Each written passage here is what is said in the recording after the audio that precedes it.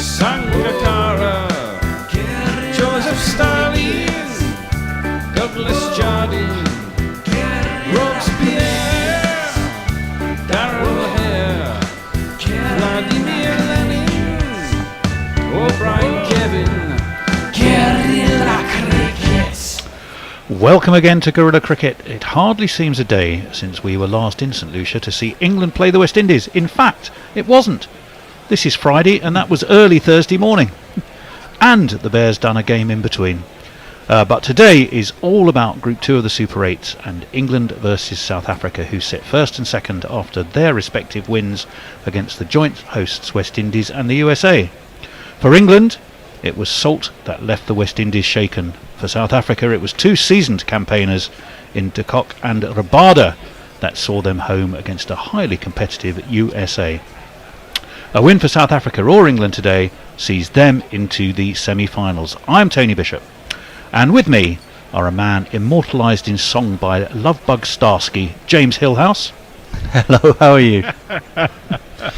And bastion of our T20 coverage is Andy Ward, who has made it Messers, so you can stand down for now. Thank you. Hello, Andy. Can you see me? Something weird's happening with my Zoom. I can't see myself, but if you can see me, all good. You can't see yourself. Why are you here? What is the meaning of this? Yes.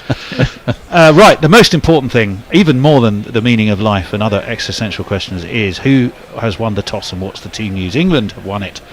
They have. You will not be surprised in the slightest chosen to field. And they are unchanged. So that means Salt, Butler, Moeen Ali, Johnny Bairstow, Harry Brook, Liam Livingstone, Sam Curran, Jofra Archer, Adil Rashid, Mark Wood, who keeps his place. Some would say that is a surprise. Reece Topley, that's less of a surprise. For South Africa, they've made one change. Shamsi isn't playing, even though he took a fifer last time he played against England. In Bristol, I think, 2022. They've gone for pace as well. They brought in Otnell Bartman for Shamsi, so they're going to line up as Quintin de Kock, Reza Hendricks, Aidan Markram, Tristan Stubbs, Heinrich Klaassen, David Miller, Marco Janssen, Keshav Marsharaz, Rabada, Bartman and Anrik Nokia. Well, it's all set, and James, it's a ground full of runs, but also something for the bowlers. Yeah, I think we saw that, didn't we, in the match when, in the wee small hours of the morning, as Frank Sinatra would say, when England won their last match. There was something in for the pacers for sure. The ball was carrying through pretty nicely, but also more importantly for the spinners, which maybe is why there's a question mark, slight surprise that Shamsi didn't make it to this match. Yes, he's certainly been incredibly effective when he has played, and has a good track record against England. Andy, last time we were here to watch England, it was an evening start. Today, bright sunshine and a daytime start. What difference, if any, will that make, do you think? Not sure, not being an expert on the local conditions, but that West Indies game, I saw the highlights in the morning. Consensus is that West Indies actually underestimated what a good score would be. They posted 184 down and got battered. I could only imagine that in the bright sunshine and the morning there'd be even more runs, so we could be looking at 200 par here. Yeah, and James, both teams have huge batting power. I mean, literally to burn. Well, let's hope they don't. I can foresee a huge bonfire on summer solstice of all those players. They do. I think that is undeniably correct. One thing you would say, with the exception of last match when de Kock actually got a decent score, the top three for South Africa have struggled a little bit in this World Cup. So if there's an Achilles heel there, an unpowerful Achilles heel, it's possibly their top three. Well, England will be hoping to exploit that, that's for sure. Andy, at the top of England's order, Phil Salt seems to be finding his feet as a game-making opener. Absolutely, he's been outshining Butler, and he even managed to cover up one of Butler's classic innings the other day, 25 off 22. I'm just about to cut loose. Oh no, I'm out. But no one really noticed that because Salt and Bairstow did so well. Salt certainly firing at the top. It was interesting that they put Moeen up at 3, presumably being a left-hander would help. Yeah. And leaving Jacks out and Bairstow in seemed a bit odd at the time, but Bairstow yet again has answered his critics by scoring runs just when he needs them, myself included. Yeah, well, James, I mean, the team selections today are quite interesting in that England have decided to retain Mark Wood, wicketless, fairly expensive. When he doesn't get it right, he can be expensive with pace on the ball, but South Africa have gone with Bartman over Shamsi. Does suggest pace is the order of the day, right? Yeah, it does. And what Butler said at the toss, wasn't it, was that there is a little bit of moisture in the wicket, so maybe it's going to nip through a little bit more. But I think Wood can consider himself a jolly but lucky man within there. I mean, lots of talk that there was going to be Jordan coming. Actually, just also to circle back to Bairstow, I think Bairstow higher up the order has got to be a good call by England. You do not want him coming in those sticky middle overs when the spinners are already established. Well, yeah, and Andy, he did seem to really show his experience, did Bairstow. I know we could be critical, and he did play very much the second fiddle role, but I think intentionally, because he could see how it was working out for Salt. Would have been very interesting, don't you think, if Salt had gone for 7 and England were facing a different kind of situation, how Bairstow would have responded then? I think that would have been very tricky. Yeah, I do agree with James. Bairstow at 4 still doesn't seem right. He's best at an opener, but he's not as good as the 2 openers we have. And Moeen Ali almost a pinch hitter, really, the way they bring him in.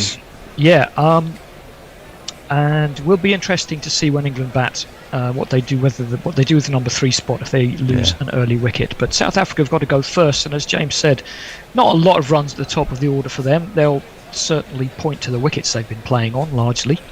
Well, they do indeed. We hope, be set fair. We can see blue skies, we can see the ocean nearby Rodney Bay lapping against the golden sands, and we can see both Quentin de Kock and Risa Hendricks, who are likely to be coming up against Reece Topley first. Here's Quentin de Kock. Quentin de Kock has a name you can mock, but he's really quite useful at cricket. I have heard that he can open the bat, even if he's not keeping wicket. Well, I'm not sure who is keeping wicket. Who has been keeping wicket in this for them? He's got both he and Klassen down as wicket-keeper on Crick Info. Yeah, we thought they were going for a double-headed approach. Well, that's right, 1 glove each.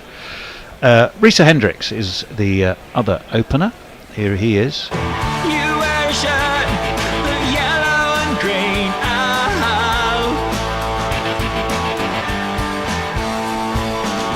Risa Hendricks, you are a run-scoring machine. Oh, I like that. I always get a bit nervous when I see the words edit in bracket next to any jingle, because it suggests either it was unbelievably profane to start with, and even we've had to sort of bowdlerise it, or it was incredibly long, and therefore it had to be shortened. Those are normally the 2 reasons for any kind of edit. Do we have time to jingle up the mulleted maestro? There's a bit of fanning around, isn't there? Reece Topley. There is, to apply the technical terminology in the game of cricket, a bit of fanning around going on. What there is a pretty much umbrella field, really. There's a ring on the left and a ring on the right, as you might well expect. A reminder, England won the toss, and as is very much their wont, they nearly always do tend to want to field, and that is exactly what they've done here. But Reece Topley is bowling, I think, from the media centre end, and it's pushed into the onside by Hendricks, and South Africa will start with a dot, and England will start with also a dot, and I think they'll obviously be the happier. Here's Reece. KB once tried to kill him, and AB smashed him off the park. Then Boyd Rankin shattered his hand. But Reece Topley is finally in This the one's worked away on the 45, but again it's going to be no run. A little bit of shape into the right-hander. Just a little bit. A wee bit there. Now, out of you two, I think, James, you're socialing. Did you know that? I do know I'm socialing. That's Yes, all right. Absolutely, yeah. You're looking remarkably... Oh, you've got it all on your phone. I'm here, don't worry. It's all in hand. We're in the land of the tube over here. Umpires today are Chris Brown from the Cook Islands, Raratoa. We'll wait for Topley. In he comes. Dabbed straight towards point. No run. 3 dot balls. Good start. And Topley has been remarkably accurate and remarkably frugal so far in this World Cup, which is great for England. A man who does not feel he's totally out of the running for a test place and would welcome one if it came his way, he said. The days, Andy... It's a bit of a, what are you going to say to that, though? Well, if there are players now who just go, no, fuck it, don't want to play that stupid Red Bull stuff. That one's driven straight towards cover. Tidily fielded. Excellent start by Topley. I've forgotten what I was going to say. I think I was going to say that. These days, there are plenty of players who would just go, no, white ball's the name of the game. None of this, not red stuff. And would not... Well, a few. It's no longer frowned upon in the way that it once was. As well, wait for... Clearly still is by some people. Well, yes, possibly. That one is steered towards backward point. They should come back for 2, I think. Yeah, they did. So South Africa are off and running with 2. Well, equally, the days are gone where you be good at one and not the other, and seen as a specialist. The thought now is a ball is a ball, a bat is a bat, and if you can hit one with the other, you're probably okay in any format. And that's very much the Rob Key thought about things. Up onto his toes goes Hendricks, dabs this onto the offside. There's no run. So good first over from Rhys Topley, just 2 from it, 2 without loss for South Africa here in St Lucia. And James, who's ever ready like a battery, is on the case. We're here, yeah, over in YouTube land. Leah's with us, saying hello, everyone. Mutt Lee is here. Woof, afternoon primates. No food porn for Messi today. Oh, sorry, come on, England. I was literally about to ask Mutt Lee, what's he suggesting? Love and sausages, yeah, any sort of porn. But this interested hand job, no one is going to give you any credit for that salt followed by seasoned joke, are they, Tony? I'm going to give you credit for that. Kev, look, James, look. I do actually write this stuff. Yeah, it's actually the result of some thought. Yeah, this not necessarily quality thought, but you know, we can it was thought. This. Right, interesting, because it looks as though England pace at one end, but it's going to be spin at the other, because it is this man. I bet you touch. Move over, AMLO. I like it too much. Move over, AMLO. You're one hairy defended dish. into the offside, and again Quintin de Kock starts with a dot ball in his name. Well, what's interesting is he's bowling the second over and not the first, and I wonder if that's just because Hendricks took the first ball. And slapped and stopped magnificently at backward point by Livingstone, who's a lively character in the field. He had a bit of a shocking fielding moment, didn't he? The other, if I recall, against the West Indies. He had what can only be called as an oi moment if you're fielding by the Banderas. One thing I think that's interesting about South Africa, I was looking at their strike rates. I think I'm right that a lot of their top order, their strike rates are under 100. Yeah. For this tournament so far, whereas obviously England are above. You've got to just, it's the New York Council pitch factor. True, that's true. Massively. I think that that would always be a factor. That one's pushed out towards a fairly deeply set long on, and they will take a single. We were just looking at the way that the wind was blowing. You don't need a weatherman to know which way the wind blows, but it does help to know, and it is pretty much right to left as we look at it, and we are looking at it, I think, from the media centre end. That one's defended into the offside, no run. Now it's interesting. This is where England came undone against Australia. They thought they'd bowl jacks to the left-handers, but they were hitting with the wind. Yeah, well, hopefully Joss Butler's licked his finger and stuck it in the air and figured out what he's right. Down the track, though, comes Quintin de Kock, and he is going to get the first boundary, although it's not aerial. It's all the way past mid-on, to long-on, and over the long-on boundary for one of these. And if you kids can't listen, then you bound to see the way you get shot for crossing a boundary,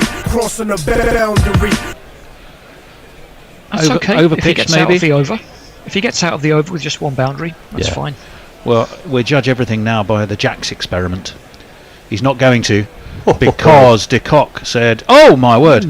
Well, de Kock said, "I'm going to take you on." He has lofted it over long off, but the long off was deep set, right on the boundary, and a taller man.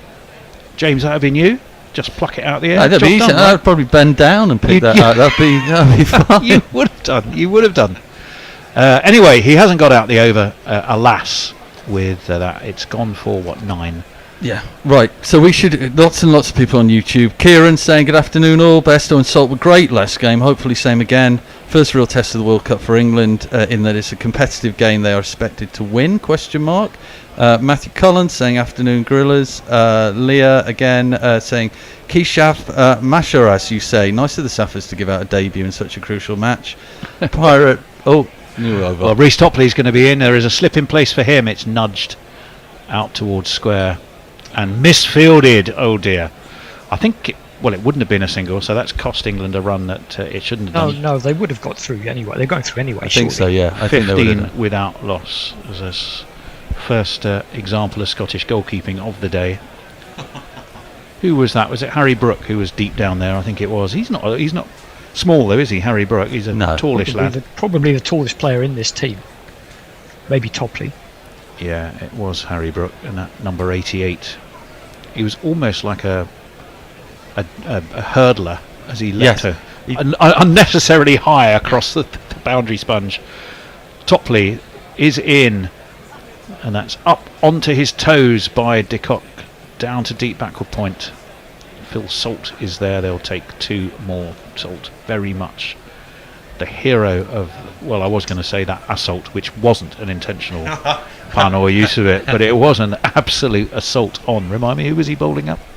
Who was he bowling? Oh, it was Shepherd. Oh, poor old Romario. He should have stayed on paternity leave. Poor old Crying Romario. babies don't seem that bad when you're being smacked for 30 off and over.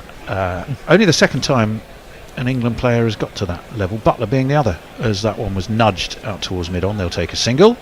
Score Going back to the 18. point on the importance of this game, I would disagree that it's their most important so far. I think the one before was if they for England or for South Africa? For England, yeah. The game against the West Indies was super important. It was a very important win, and they've actually almost got this one in hand now. It's far from terminal if they lose this game. In fact, a narrow loss beat the USA. They'll almost certainly be fine. The USA it doesn't really have shown to be matter. Sorry. That's all right. Topley in defended. Topley will field off his own bowling. Andy, carry on. It doesn't really matter if they finished first or second in the group. They're going to have to play India or Australia either way. They don't know which one, and they're both going to be tough. They are. I've got a sneaky feeling if you offered it to Jos Buttler today, he would say, it doesn't matter. He'd say exactly what you just said, Andy. I think in his heart he'd go, do you know what, I'd rather play India. Possibly, yeah. But I don't know. I'm not in Jos Butler's head. 18 without loss. We're 4 balls into the third over, which is being bowled by Rhys Topley. His second, that's full and floaty and on leg stump, and whipped away backward of square. Salt again is there to field, and they take a single, and the score moves on to 19. We have a little debut today on Gorilla Cricket. We will be joined by Dylan Oligazaram, who I never get his dad. I say if I can ever get his dad name. He's a son of Bennett. But all he had to do was say his name was Dylan. I say you're on. You're on. You got the right name. Bring your guitar and you're on. You're on. In comes Topley, onto his toes goes de Kock, dabs it away towards square. They'll take a single. Mark Wood jogs, almost as I would jog these days, i.e. slowly after it, because that's all he needs to do. It's 3 overs complete, 20 on the board for South Africa. So we got Pirate Badshard saying, listening as I was to the TV before you went live, I know Owen Morgan is sounding more Dublin lately. The effect of his accent of spending time with the Etonians in the England team has worn off. I hope that's true. That's very good. Brian in Brisbane, GPL on today? It should be. If the Bears set it, it certainly should be. You know how to get there. GorillaCricket.com. You look for competitions. First 45 minutes is what you have to guess how many runs will be scored in the game. And if you get it on the nose, you win the pot. I don't know what the pot is, but the Bear will kindly come in and tell us if you can. Meantime, there is a change in the England bowling, and it is going to be the unmistakable figure of Jofra Archer, whose right arm over, and that's quick. By Jove, that's quick, and it kept de Kock honest. Talk about finding your feet straight away. That's a fantastic delivery. Oh, he's down for the count. It really is. Well, I think that may have caught him Amidships. well, when your name's de Kock, Yes. it's a name you can mock. Does that catch him? Oh, hell! Yeah. But well, I think it was an it does. inside edge, and it might just be, shall we say, lower box level, and slightly to the. Yeah. Oh, it's on the slightly tip to of the right. If you're, it may depend which way he dresses in his box as Yeah. to Which way he how, hangs. as Yes. to how much tip of de Kock, that I will have think. damaged him. Anyway, Useful a great start for information a bowler Jofra. to know that.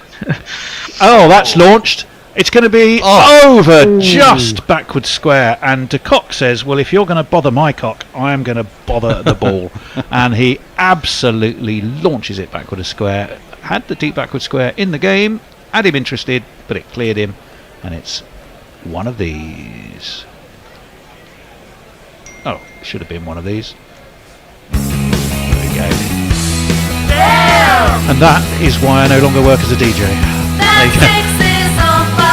When it all went digital, everything changed. Once I couldn't scratch mix the old platters, I was clueless. I beg your pardon. As in comes Archer, launched again, Massive. launched effectively, launched all the way over long on, and it's 6 more. And I think in the process I heard the bear say 45 quid. How much? 41 quid. Let's get that up, please. You win that pot. I mean, there's, a decent-ish night out for 41 quid, though possibly not in London. But the higher it gets, the better the nights out you can have. Right in the slot there from Archer. That wasn't too good. It wasn't after that great start. The next 2 balls, maybe that's it. Maybe they have poked the bear. I mean, not literally bear, sorry, but and metaphorically poked de Kock. No, maybe I should know. That is definitely not what I meant to say. That is lofted sweetly. He just angled the bat, steered it over. Well, there is no third man. The field is in, and it's 4 more. This is smart stuff from Quentin de Kock.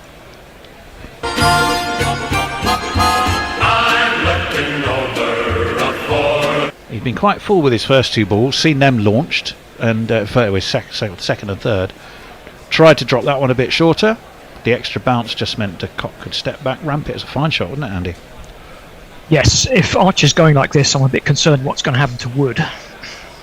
Well, yes. Tony, sorry to interrupt. The It's GPL Archer isn't in. open yet. Oh, okay. Well, hopefully the bear will have heard that, as that one is pushed away. They take a single. So this over 12, 16, 17 off it from Jofra. And yes, apart from that first ball, which seemed to somewhat rouse Quentin de Kock, it's been pretty fine going. A lot of South African fans in sailing hats. Are they sort of some sort of crossbreed with New Zealand for some reason? I think that's the merch available at St. Lucia. Could well be. Archer pulled away by Hendricks this time. That's going to go to deep mid-wicket. That's going to go for 4. And this is quite an assault on Jofra Archer. 21 from his first over. Oh dear, not what the doctor ordered for England. Over on YouTube, to go to break from that mauling, Stephen Kelk is saying, please send evidence that Bear is still alive. Well, he's here. He's absolutely here. He's been button pressing. And Bear, a quick message to the green room. We understand that the GPL is not live. Or at least that's the word from the weather cave. Okay, and then we've got a disinterested hand job saying the Hendricks jingle was a rare long one for me, so I chainsawed it down into a more manageable length. And if the porn bot doesn't jump on that, I don't know what will happen. Kieran, is chainsaw a musical term, a technical one? I'm unfamiliar with it, or is it editing whilst impersonating? Back into the attack, his 3rd consecutive over, and he now has been dispatched to the boundary, not quite in the same aggressive fashion. That was just a gentle glide backward a point, but it did the job, and it's gone for 4 runs. 1. England getting some tap here, and a run rate nearly at 11. And 4. Yeah, it looks a good track though. I think there'll be a lot of runs today. You heard it here, folks. That's the get it quietly prediction. It's open now, so we'll just wait for Topley, who is dabbed towards point single taken Harry Brook field. So £41 in the pot. You go to Guerrilla Cricket competitions. You you register. You simply have to guess how many runs will be scored in the day. You have another half hour to do that because it lasts 45 minutes, and it's £1. And every guess you make costs you that £1. You can have as many guesses as you like. It helps the show when you do. Should you win it? Well, you win the pot. And that one is wide of leg stump. Topley, I think, Andy, in the manner of someone who didn't want to give away a wide, was appealing for a catch behind. I don't think he really believed that, do you? No, not at all. That old trick. That that is exactly that, an old trick. That's very easily seen through these days. I've just... what have I done here? Oh, Lord. Or another jingle down. I don't know how. What I meant to do was this. Topley into Risa Hendricks. It's full. It's driven towards cover. It's fielded again by Harry Brook. And they'll take a single. 48 racing towards 50 inside 5 overs. South Africa will be happy with that. But we do think it's a pretty decent track. Joss Butler said there's moisture, it should be good for the quicks. It's been okay for Topley. It's been a bit of a disaster for poor old Jofra Archer. Now, would you bring him back for another over and say, right, Jofra, give it a go? What do you reckon? I think you've got to, haven't you? I mean, he's got cojones of steel. He's our super over guy. This one is defended into the onside, but even though it was just a gentlest of nudges, it's gone straight to Jofra, who is licking his wounds, but still has to field that ball, and they will take another single.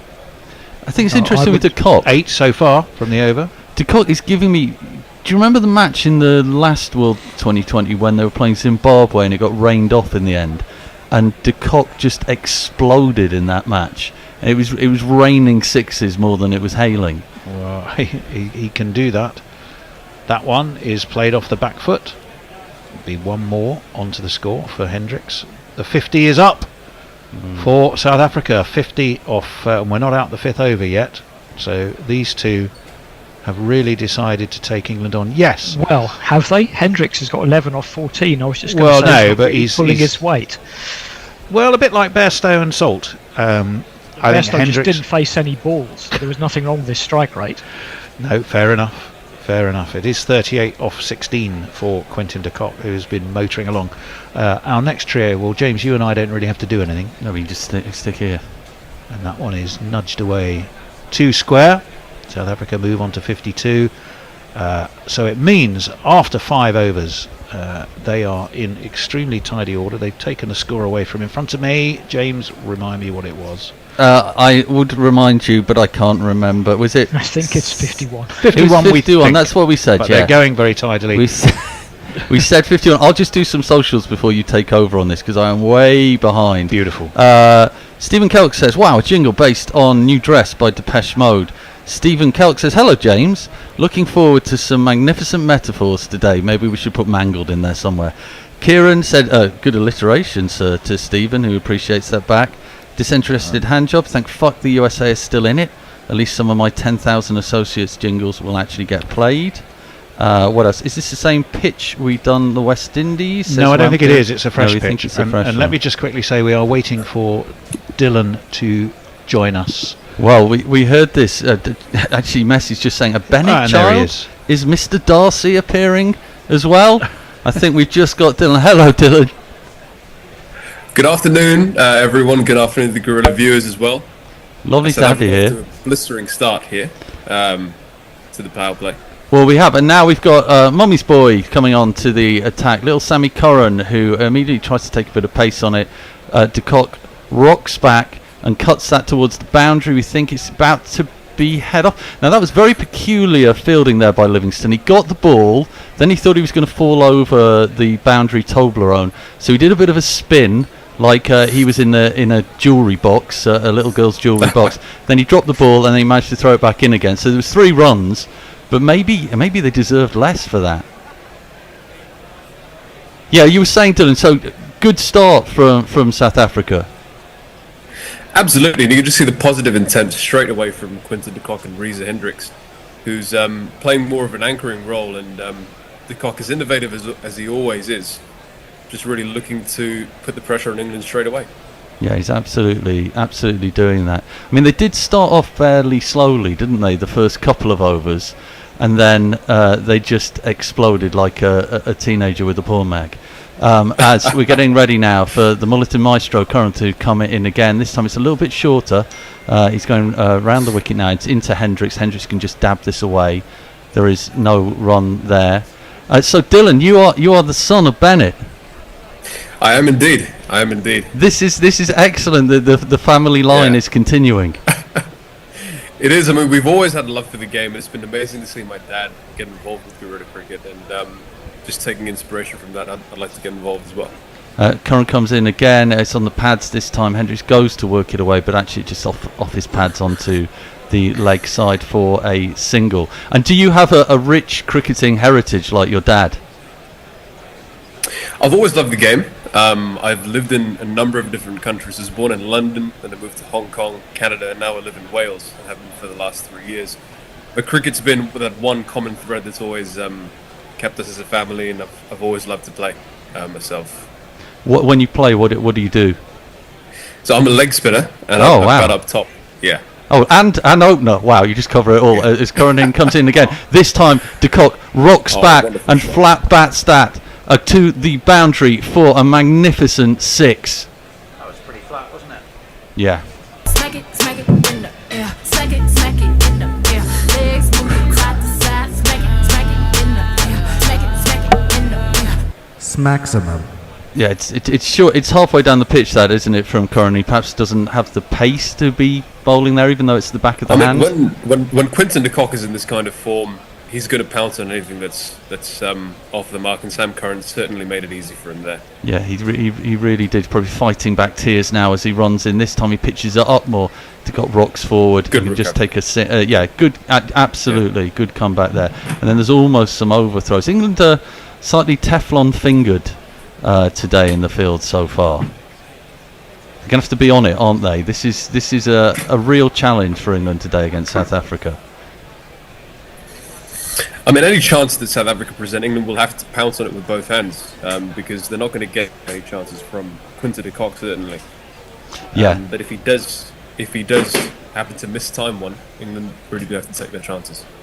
Yeah, it's a bugger for England that they meet de Kock the match after he's coming to form. As Curran's in again, leg side this time. Hendricks helps it away there, and the over is completed by little Sammy Curran. 6 overs are gone now. Should be 63. And yes, South Africa are 63 without loss. Let's head back into Twitter. Yep, Hombre Nuevo, afternoon, wonderful GC. Looking forward to this one and your commentary as always. Also says, I sadly can't watch today as Mini-Me has taken control of the TV and the wiggles are the visuals to have your commentary. Oh, well, there we go. Jay Grover says, no one wants to be in Joss Butler's head and it's a strange and horrible place. The horrors cannot be described. Nigel Henderson, says, looks like we've chosen a day when Quinton de Kock is in the mood. Yes, he is. Yeah. Warren wants to know, has Messi Jazz taken over Gorilla's Hendo's omnipotency? Franzi says, distract him by waving a big wad of cash on the boundary. I'm not quite sure who he's referring to. Oh, Quinton de Kock. Yeah. There we go. Jay Grover, Dylan, brackets, Dylan, question mark. No, Dylan as in Bob. Jay, suit is mint.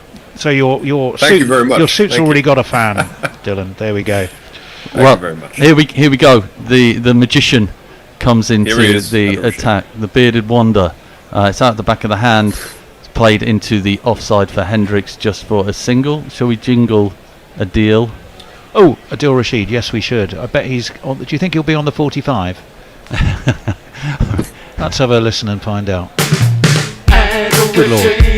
That's a surprise. And we're straight on the 45. And we're straight on the 45. And we're straight on the 45. And he'll turn it both ways. And he'll turn it. And he'll turn it both ways. And here he comes in to turn it one way. Actually, pretty much no turn there. Wonderful. De Kock attempts the thought of a run there, the little whisper of a run, but then decides, no, that's absolutely ridiculous, as I'll get run out straight away. Adil still the gun bowler for England in this attack. Absolutely. A master of his craft, and you can see that as he turns the ball both ways, it's creating that element of doubt there in Quinton de Kock's mind. Yeah, he's always got that pitched up a little bit more there, and de Kock happy just to play that out for a single. Already some signs here that he's just dampening down the ambitions of the batsman. So you as a leg spinner, are you a move it both ways leg spinner? Yeah, so I do have a variation that spins the other way. It's not a googly out the back of the hand. It's more of an off break through the wrist. Because I feel that if you bowl too many googlies, you might lose your leg break, and I don't want to run the risk of that happening. That's interesting. That's interesting as Adil comes in again. This time it is the googly, and it gets up very high actually, and Hendricks can just tuck it away onto the leg side where it's fielded by Anime's own Reece Topley, the man who looks like the embodiment of the Pillar Men in JoJo's Bizarre Adventures. If anyone's watched that out there, good old weird. I must check it out. Oh, it's good. It is as it says on the tin. It's bizarre. It often just changes storyline halfway through series. It's a good one. It's one of the best ones. Brilliant. As Adil comes in again, all arms and legs. Again, there's quite a lot of bounce there for him, and de Kock just pulls it away. He's going to get a couple here, so that if this was a test match, we'd be saying they're milking him. But as it's a 2020, we can say he's containing them. I mean, especially considering the blistering rate South Africa have been going. It's great to see that Adil's been able to contain them almost, and again with that element of mystery, keep them down. He's getting again a bit shorter pitch this time, but again they can just force it out onto the offside just for a single. Really good over that. So at the end of 7 overs, it is a Bernard Manning 69 without loss. Right. Brian in Brisbane says Tony in full swing on the cock jokes. Stephen Kelk says it's high class humour. Quite right, Stephen Kelk. Thank you. At least I've got one person who appreciates its subtlety and nuance.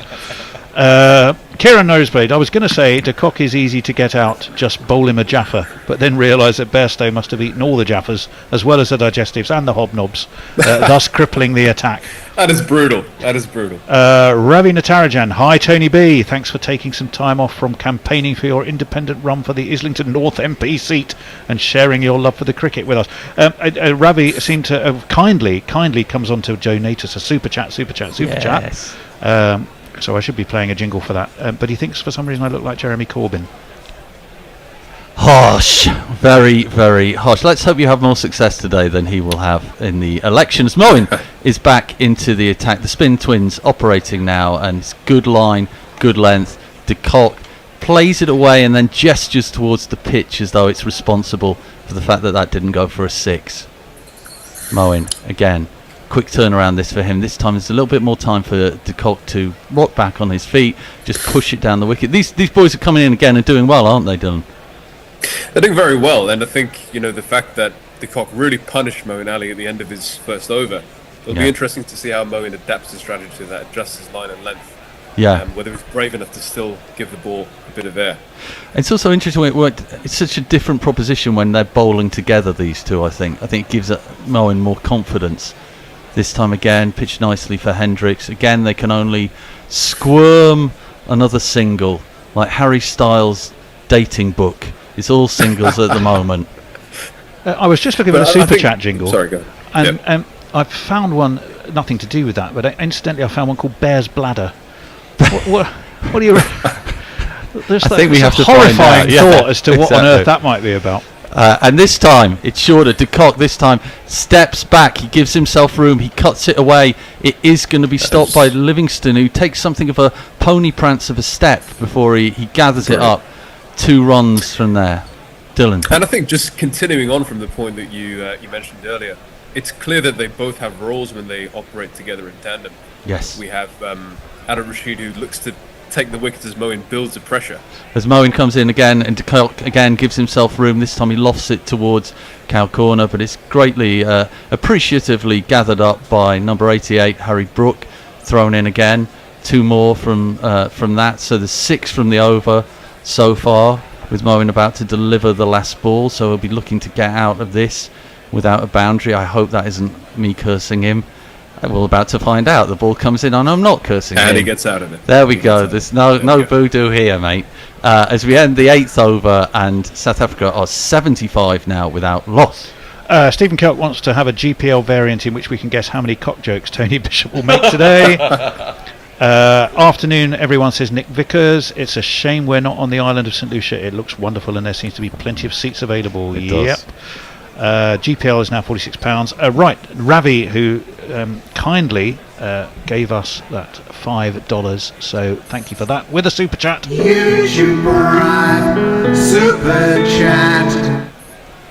And equally, so did a Mr. Jeremy Henderson, better known as Messi, in celebration of the poll, which I've just seen, which projects that Jacob Rees-Mogg will lose his seat on the 4th of July. It's another one of those. Use your bribe, super chat. As the Noodler Supreme comes in again, lovely delivery there from Adil. It was pushed out onto the leg by Hendricks, but I don't know if he entirely knew everything about that, Dylan. It didn't seem like he did, but he just took the safe option of covering it with his bat, turning it inside, and seeing what would happen, I suppose. I think that's actually it's a really good way to put it, because I think at the moment they are taking the safe option. I mean, De Kock is trying to get going a little bit more, but certainly it's Hendricks. almost as if they're trying to see Adil Rashid through and not take as many risks. Yeah. Oh, well, this time, as though to say, fuck you, De Kock tries to, but he does not get enough of it, and he is caught out on the boundary. De Kock is gone for 58. Great catch by Mark Wood. The pressure was building on the South Africans, and he couldn't hold on for a bit longer, Quinton de Kock. Keep it short for him. Fuck off! Just fuck off! It's no. I think they're going to check that it was caught cleanly, because Wood was going down. De Kock certainly thinks there could be an issue here. The umpires have now gone into the middle of the pitch. I've said this before. I always think the umpires look like butchers, and they look at the moment if they're disputing the cost of sausages. But they've gone to the third umpire, who today is a man of vision, a man of accuracy. Well, God help us, yeah, it is the one and only Blind Joel, isn't it? Who's, absolutely. Absolutely. No, our man on the spot, behind the camera. The decision is pending on the scene. That looked clean to me here. We're going to see it again here. What do you think, Dylan? What would be the doubt? Oh, whether it... There is some speculation there. Nah, that's... It looks like he's clean just as got a his whistle. fingers underneath. I think it is. I think it's clean. Just to explain, listeners, that Mark Wood is knelt down as though he's about to be knighted, and then he puts his hands down to the ground, and he seems to catch it just on his fingertips. He seems to have just gathered that. I don't want to be a dick, but I don't think that's out. I think that's touched the grass. I think the grass has provided the third hand in that equation, which probably would be pleasurable for De Kock in many ways in another situation. Do they have a Braille version of DRS for John? He's probably going to feels like he's not out. Yeah. Oh, he might try and give it LBW. He might get to see that. I think that's out. I think he's got his fingers around that comfortably, as you like. Quentin obviously doesn't think that. Yeah. Although he's taken his helmet off, which I always think, Jesus, you can't stop making innuendos when you're talking about De Kock. It's a reluctant admission there from Quinton that he thinks he's in trouble, but I think Mark Wood has just got his fingers underneath that ball. They keep showing. So the angle when you see it when it's face on, for my mind, it looks like it's hit the ground. If you see it from one side, it looks like he might have got his fingers under it. But it is a close call, this. And it's taking a long while for them to come to the decision. See what the umpire says. Here we go. Oh, it's not out. Giving it not out. Not out. Joel, come on. It is not out. A reprieve. A reprieve, as it does in so many nights in the West Indies. De Kock slips through the hands. You'll have to just pretend you never heard that fuck off jingle. No, he didn't. I can't unplay it. Yeah, can't that be directed at Joel Wilson now? Well, Wood has come in, because it strikes me that Wood is probably the most honest man in England, and he is heartily offended by this. Well, England and their fans are furious at this. It seems it's just it really would have been a valuable wicket. It really would be, and it might be one of those, in italics, moments that define the match. Of course, that got away. The one that got the cock that got away. He's confident he's caught it. He's absolutely confident. But when he comes up from the catch, he has it hooked in one finger, and it doesn't inspire confidence. Anyway, a deal back in. The die is cast as De Kock scurries through for maybe a single, maybe more. No, just for a single that time, as if to wipe Phil Salt into the wound. Wood is still shaking his head as though he's just seen the price of bread in the 1950s. He does not like that at all. Yeah. Dylan, would you have given that? I mean, I personally would have given that because it looked like his finger was just underneath. As you said, he was coming up with the ball there. So these chances will be few and far between for England. So that would have been crucial. It really would have been crucial. Number 95, Rashid whirls his arms again. And again, there's quite a lot of bounce off the pitch, and Hendricks can't quite cope with that. Hendricks has looked uncomfortable so far against the deal. Maybe Joel's thinking back to Headingley in 2019 and going, right, that's it. I've ticked off my debt to England. Yeah. I'll get you. We know Hendricks just searching for form. He's not really been amongst the runs. Yes, as Rashid in once more. A bit more air this time, and it loops up onto the leg side from Hendricks, but he's going to actually be able to get through for a couple here. Now, I might have this completely wrong. Isn't Hendricks one of the players who in all T20s this year is already 1,000 runs? It's him and maybe Klaassen as well. Butler could potentially join that club today. So he has been in form. I think this year it's just this tournament. Great timing. This tournament, it all goes wrong. This tournament, yeah. A deal in again. This time he's going to be pulling it, but it's pulled it out to cow corner where Phil Salt, the man of the moment just a day ago, throws it back in. What a phenomenal innings that was incredible. It's the end of the over. 9 overs have gone now, and South Africa are 80-0, shall we say, and there's lots of double teapotting from England players at the moment. I'll tell you what there's an absolute tsunami of super chats. Jay Grover, £5. Thank you, Jay. £5 if James admits he waterboards children. Okay, you probably won't admit that, but I think I do. Jay will kindly give us the money anyway. GC Naked Fun Pornbot, $10, a tenner for Bear's bladder jingle for the golden yes, for the golden shower exit of De Kock. Unfortunately, it wasn't an exit. Disinterested hand job. I'll have to wait, but I'll finish after this ball. Well, Hendricks goes a little bit Fred Astaire there, dances down the wickets, but all that effort, all that physical coordination just results in a single run there. Moen is back into the attack. Moen, who I think outbeards Rashid quite significantly for length, for density, for shape. Oh Lord, stop it. Disinterested hand job for $10. There are so many cheaper chats. I was feeling the FOMO. What's FOMO in text speak? Fear of missing out. Fear of missing out. Well, thank you. I am going to play the jingles, don't worry. Stephen Kelk to buy €5 to buy the long-suffering Mrs. Bear some flowers. Ooh, that's not a bad idea, is it? That's very nice. Mutley, £5, says Tony to play the jingle for each and every one of the super chats. It's wider that time from Moen, and it's lifted out. Yeah, inside out shot lifted by De Kock for a 4 there. 1, 2, 3, 4. And I am prepared to do that if I can find them. Where are they? Bladder us. No. These Super Chat cash, Super Chat cash, Super Chat cash. I might not play one for each of them. Yeah, might be a communal one.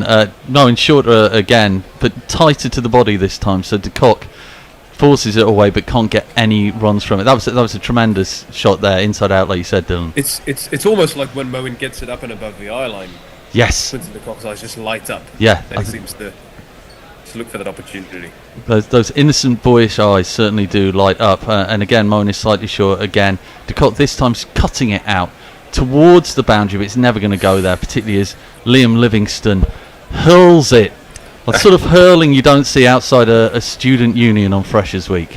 And he's got a strong arm. I can verify that. But yeah, it's the right thing to do, drag that length slightly back so that De Kock doesn't have enough room. This time it's wide on the off. He sees Hendricks going. It's high in the sky. Surely someone is under it. And yes, they are. It is a wicket. Hendricks' turmoil is over. 19 from 24 deliveries. He is caught by a cool-looking Harry Brook on the boundary, who looks like he's just trotting into the headmaster's office now. No reaction really from the England players, but South Africa are 86 for 1. And England get the breakthrough. They're just looking to get into that. Yeah, important that. I won't play the fuck off Splendid jingle because you know what happened last time. Yeah, Flying it's Joel takes it cursed. personally. It is cursed. Yeah, as you're saying, Dylan, we need not we, England. Who are we? England needed that. They absolutely did, and Rhys Hendricks departed from 19 off 25 balls. Yeah, it was an unconvincing display from him. He's had an unhappy World Cup. It's like if you turn up as a fan and it turns out your tickets are fakes. It is quite disappointing. I mean, I think all the players have had to acclimatise to these changes in conditions, really, not being familiar with playing in the United States previously. Well, the new man to the crease is already there. Mr. Klaassen has arrived. Shall we jingle him? I think we got the chance. Oh, sorry. Yes, I was trying to work out something else at the time. Right, here we go. It is Mr. Klaassen. Here he is. Get there. You think he's going to replace decoding all forms of the game? Then baby, you're insane. What's this guy's name? Patrick Klaassen. Well, It's a wonderful introduction for a player who could really take South Africa up a gear now. Yeah, he really could do. I mean, I think he's also shown this World Cup he can play all sorts of innings when required. But yeah, we saw the absolute destruction with him and Travis Head in the IPL. Yeah, I mean, God Almighty. Yes, these two in with each other. It feels like we could see more explosions than the Jeremy Clarkson car documentary. 86 for 1.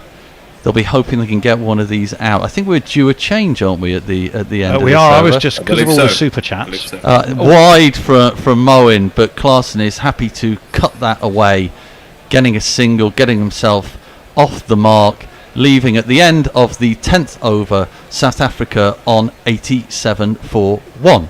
Right, while we change around, I'm going to get in some messages. Stephen Kelk, I made a mistake. James is the king of similes, not the king of metaphors. They roll off his tongue like a literary assembly line. Muttley, woof to the son of Bennett. Nice to see another Welsh resident. Love and sausages. Stephen Kelk, Sam Curran's bowling. Middle pace half trackers. That's how far behind we are either side of the super chats. Nepotism, says Brian in Brisbane. Nepotism rising in Gorilla Towers. Who's next? The long-suffering Mrs. Bear or Tony's good lady? One thing I can absolutely assure you is you're never likely to see my good lady on Gorilla Cricket. Well, I wouldn't say she's not a fan, but I don't think she'd be that keen. Let's put it that way. Nick Vickers, that would be fantastic. I send the bastard back into the 19th century. Oh, that's response to the Jacob Rees-Mogg thing. Speaking of Mogg, not in that context. Do you want to pick up from there, Mogg? Can you see where I am? YouTube, Stephen Kelt, simile alert. Wham, fear, read is where you can pick up. Can you see that one? Oh yeah, 2 over sooner than the other night for spin. We must be panicking. That one. That's the one. Fantastic. So as you settle down here, greetings all. It's Bennett here, and we've got Tony doing the summary, and Mogg, who's keeping us company in the with the media update. So Tony, interesting game. England, you think will be pleased at where England is at the moment at the end of the halfway mark? No, well, I don't know. I don't think they will. I think both sides have gone for pace, and pace has, with the exception of Topley, has taken no small amount of tap. I think they'll be massively disappointed with the wicket they didn't get, because De Kock could easily be a pivotal moment. What did you think about that catch, Tony? I thought he took it. Honestly, I know these things. You're charming lad. He felt it was a catch. I felt it was a catch. James wasn't so sure. You could see how it was contentious, but honestly, to me, it felt like it looked out. And if Mark Wood, who I genuinely believe is as honest as the day is long, and doesn't normally tend to get himself in arguments. Unfortunately, the person that mattered most didn't think it was out. Well, so viewers, here we are. Our friend Joe, wasn't it? De Kock lives for another day. Yes, our friend Joe. We live for another day. So at the halfway mark, England winning the toss, did they make they the did. right They decision? chose to field, yeah. Do you think that was the right decision in the context of the game so far? Wow, it's what suits them. That's what they like doing. But proof's in the pudding. I'd say I'd have Indeed. South Africa just ahead at the moment on the basis of the fact they haven't lost any wickets, and I think England will be disappointed. Indeed. Thank you, Tony. As it's over number 11 is Adil Rashid, who's been ploying his tricks for the last 2 overs. He's bowled. He's given away 12 runs. That one's just pushed into the long off area, and the batters go through for a single. So England going with an unchanged team. They were contemplating with bringing in Chris Jordan for perhaps Mark Wood, but they've gone in with that.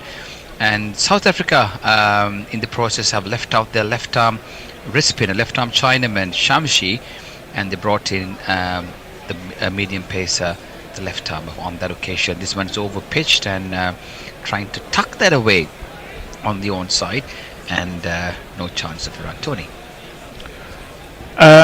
Yes, sorry, I was gone somewhere else in my head completely there. That's for okay, a moment. no problem. The change that South Africa made, leaving out the left arm spinner. This one, he's tried to reverse sweep. De Kock tries to reverse sweep on that occasion, not able to get hold of it, and it's a bye, I reckon.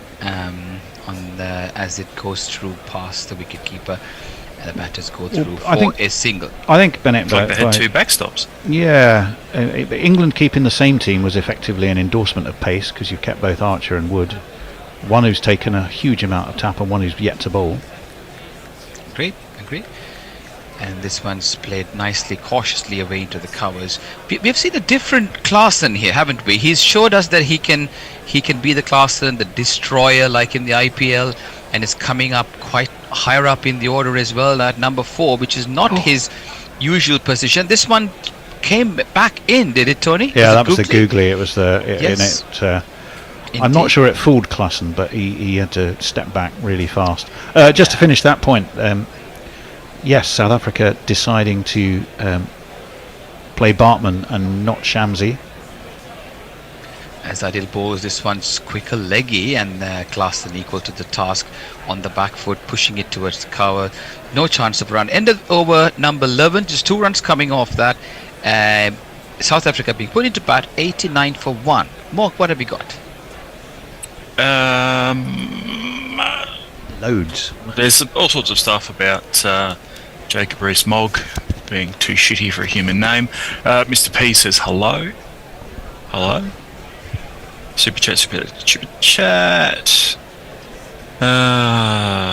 God, there's too many messages. I didn't sign up for this. What the? Matthew Cullen says, can we play the jingles that the Bear made a few years ago? I think he's asking for... I know what he's after, and definitely not. How do you know what I was going to say? Well, I suspect it's Dane Pete, isn't it? Well, no names were mentioned in the message. Oh, fair enough. So, make of that we will. Oh, look, and there's Pokey Bumfinger says Dane Pete forever.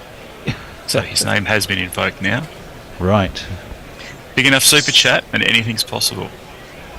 Right, so to begin the 12th over, it's going to be Jofra Archer, who's had an uneventful first over. This one's wide and outside the off stump, and the umpire is having a bit of exercise as he stretched the arms out. A little cautious start by Archer, being tonged by De Kock earlier on for 21 runs. 22, yeah, I mean, that was an odd one. I think it was an attempted slower ball, and he just seemed to get it all wrong. He did.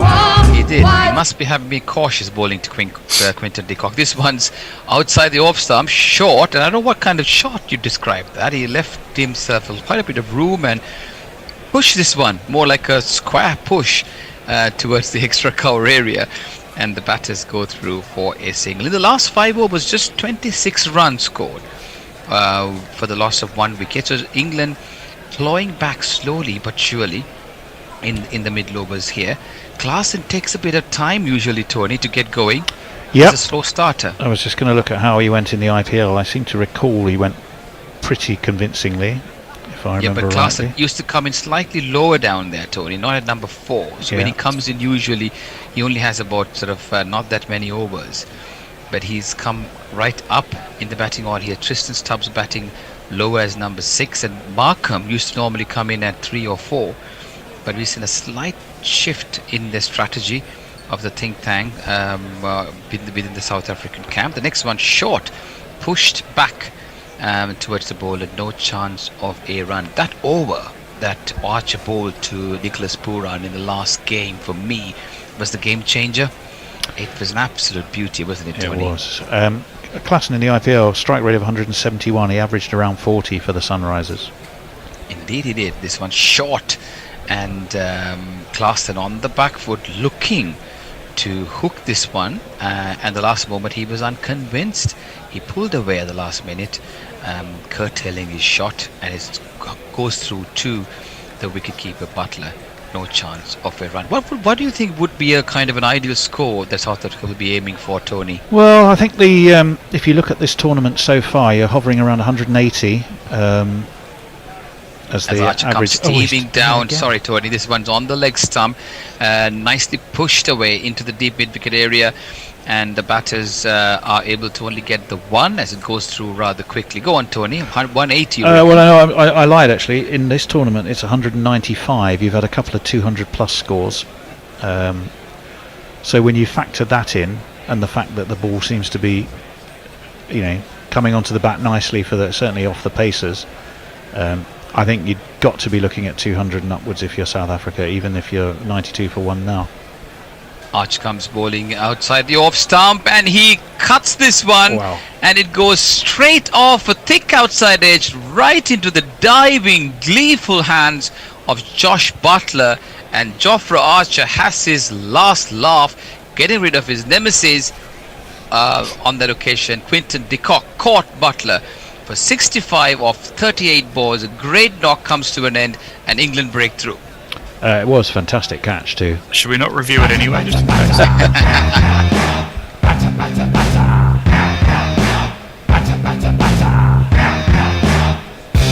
On your bike, mate. Sharp work, Joss, wasn't it? Absolutely. He anticipated that, and dived in a timely fashion too. And South Africa lose their second wicket in the 12th over. Quinton de Kock was looking dangerous, 65 off 38.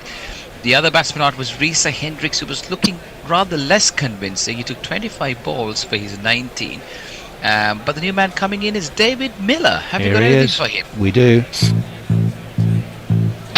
Up next is a real life wire. David Miller, qu'est-ce que c'est? Ça fait fire, ça fait fire. He will bat left, go right, and score runs all day. Oh, David Miller, qu'est-ce que c'est? Bit of talking heads. So the move to bring back in Archer has paid for England. He's got the scalp wicket of Quinton de Kock. And this could be an interesting passage of play, Tony, because Archer, will he go for the wickets? Will he try to contain the South Africans? How do you think the Jofra? Yep. Or well, he's already gone for 24, and he's not through his second over yet. He's just got his first wicket. The thing he has now, though, is 2 new batsmen, and that is going to help. So I think you might keep Jofra on now. Archer comes in, steaming down. That's a bit down on the leg side, but however, he is lucky to get away with that, and that's the end of his second over. He's got 1 for 24, and that is time for Morg to come in. Oh, it's all happening here in social media land. Messi made the mistake of saying the cost for the Dane Pete jingle is $20. And then Mark Zipper's gone, here, have $20 for super chat at $20, saying yes. Does that mean I actually have to play it? Waiting for inspection. That'll help. Jeremy Henderson, I call you a bluff. I'll just charge a bit more for the next fucking Fleetwood Mac record I sell. Personally, I thought it would be worth more than that, but... Okay, well, I'm not going to be able to play it straight away, so keep going. I'll have to find it, but I'll do what I can. We have another super chat from the GC Naked Fun Porn Dero X-rated Megabot. $5, a fiver for Bears enlarged prostate jingle for de Kock's dripping exit. I don't think that one really works. That If his name sounds was a little Danus, maybe, but... Okay, well, there's a couple of... the auto-tune one is the one we're going to want, isn't it? Yeah. Does that mean I now Matthew- have to pay it because play it 'cause Matthew it's been Cullen paid says, for? as a Patreon, I feel I should get one jingle a year, and he's saying hashtag free the jingle. All right, here it is.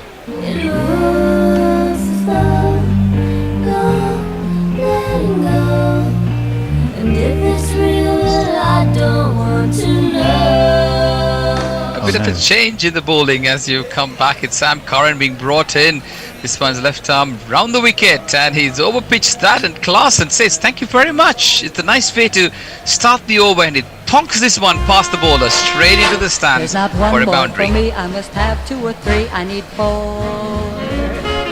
Yeah, maybe a little bit too full, and it was beautifully driven without any risk. Yeah, and I think this is the kind of stroke, a shot that can really bring a lot of confidence back, Tony, to Klaasen, especially as looking to get bat on Well, he's ball. got, and get he's some got one time. score in the 40s, and I think he got about 38 against the US, not out. So I mean, he's not exactly out of form. No, not in out of form aspect, but in terms of this innings, he was cautious, and it just takes one shot, doesn't it, to really get back into that. This one, next one, short, pushed into the covers, no chance of a run. So a very interesting passage of play here. A keen tussle between bat and ball. South Africa, after a blistering start, slightly gone down a little bit. Josh Butler's remarkable catch earlier on resulted in getting Quinton de Kock out, and this one's a little bit on the off stump, and Klaasen looking to move away to the offside to make himself room, and he gets it on his pad. The fielders are interested, and so is the skipper. They go down to the third umpire for a review. Interesting there, Tony. What are your thoughts on that? I thought it was going down leg and possibly high. Curran seemed to be the only one enthusiastic about it. I didn't notice much from Butler, but then again, I think he realises that wickets now are important. Especially the Klaasen's wicket, isn't it? Yeah. Whilst we wait for that, he's had a couple of not outs this tournament. That will have helped his average. There's 19 not out against Sri Lanka, 36 not out against the US. Not outs in T20 suggest you're kind of there at the sharp end. Wow, that's much closer to it than I expected Yeah, it to be. you He's could moved be quite right. a lot. It's low, and I think he may be in trouble here. Well, I think the umpire's call might save him, but I believe it's not actually he that is high, but in trouble because he's moved himself quite a lot. So some good bowling changes. Archer's changed, bringing in a wicket earlier, and then Sam Curran hopefully strikes gold here. He's come back into the side in the last game. He was not a starter. Neither umpire's was call. Stopley. Yes, I was right You were there. bang on, Umpire's Bennett. call. So very, very unlucky England, and Klaasen lives to see another over. And umpire's call saved Klaasen. Good call, good thinking, and I think the field was a little bit open on the leg side for Klaasen. Was invited to take that risk, and he's lucky to be there. 96 for 2. We are in the 13th over. you go back to last year, he got his highest score in the World Cup against England. I think he made a ton, didn't he? 109 off about 67. He did. And I think the expectation's quite high on him. He's evolved as a T20 batter. He's holding a number 1 position. And not that long ago, this one, he comes over the wicket for the left-hander. Curran looking to get that angle. This one's sort of a slight edge goes into the gully area that England have deployed there to try and get some wickets. A bit of attacking bowling here. And what do you think of the kind of Sam Curran's strategy of bowling over the wicket to the left hand, then round the wicket to the right hander, Tony? Usually it's the other way around, isn't it? Yes, it is. Maybe he's just Looking trying to get some angle, you reckon? Yeah, I think so. Cramp him for space a little bit. Yeah, Curran comes in, clever bowler. He's not been in the best of forms in the IPL and also lost his regular place in the team, but come back strongly here. And this one's pushed into the covers. The next one, no chance of a run. So England started with Chris Jordan and Mark Wood as their preferred 11. They decided against taking the left-armers, Reece Topley and Sam Curran. However, Reece Topley's introduction into the team brought us some good fortune as well, Tony. Hold that thought. As Sam Curran bowls, this one's overpitched, and he gives himself room and tucks this one towards the mid-wicket, David Miller. And they were looking for 2, but which was not there, as the fielder Archer comes in and picks up. And at the end of over number 13, 97 for 2, with Klaasen on 8, and David Miller yet to score. He's just off the mark, I think. Anyway, Moggs, what have you got? We've got a little bit of controversy in that there's some concern that the end of the Dane Pete jingle was talked over. Yeah, it was. Do you know what? Shall I do it now? Probably Mog? should be played again. Yeah, here it Yes. comes. I was conscious of that. It's about 23 seconds.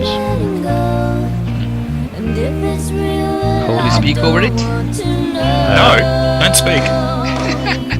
Dane Pete's tweaking, but I can't even read them. Don't hold me close, it hurts. I mean, it's truly awful. But there we go. Mark Zip has just super chatted another $6. Oh, fantastic. thank Thank you, you. Mark. Thank you, all of you enthusiastic listeners and viewers who are contributing to a worthy cause. And in case you're wondering what's going on, England winning the toss and choosing to field South Africa after a blistering start have been clawed back a little, 98 for 2, and his introduction of Mark Wood. You got a jingle for him? We And do. this I was one's- just going to quickly play. No problem. That one's This driven one? as you pick it up into the covers. Super chat. And you want Lovely. Mark Wood? Here he is. Do you know Mark Wood? Yes, he is. And don't worry, Bennett. When he's coming into bowl, I shall, with consummate professionalism, just fade it down for you. That's okay, don't worry. Except for just one thing. What? He thinks that he's a. There you go. Had time I've anyway. heard that before. That was a funny one, Mark Wood's one. As Mark Wood, the ever affable Mark Wood comes in. This one's on his leg stump, quick as lightning, and Klaasen looking to caress that away on the onside, not able to get bat on ball. It just goes off his hip. And I think a change in pace, Tony, could be a bit of a different factor here for the batters. Well, it's interesting how that they've introduced Mark Wood quite late into the proceedings, and I think having seen what happened to Jofra and how well de Kock and mainly de Kock rather, not so much Hendricks, were dealing with it, I think they felt nervous about bringing him in too early. But with two newish batsmen at the crease, it's a better option. Indeed, short and down the leg side is maybe pushing it a little bit. Yes, he was lucky earlier, but this one's moving away, and the umpires declare it a wide. Wide. In the interest of balance, I do need to say that Warren Davis has also put in a super chat, $5, saying thank you to Bennett for talking over the Bears' auto-tuniness.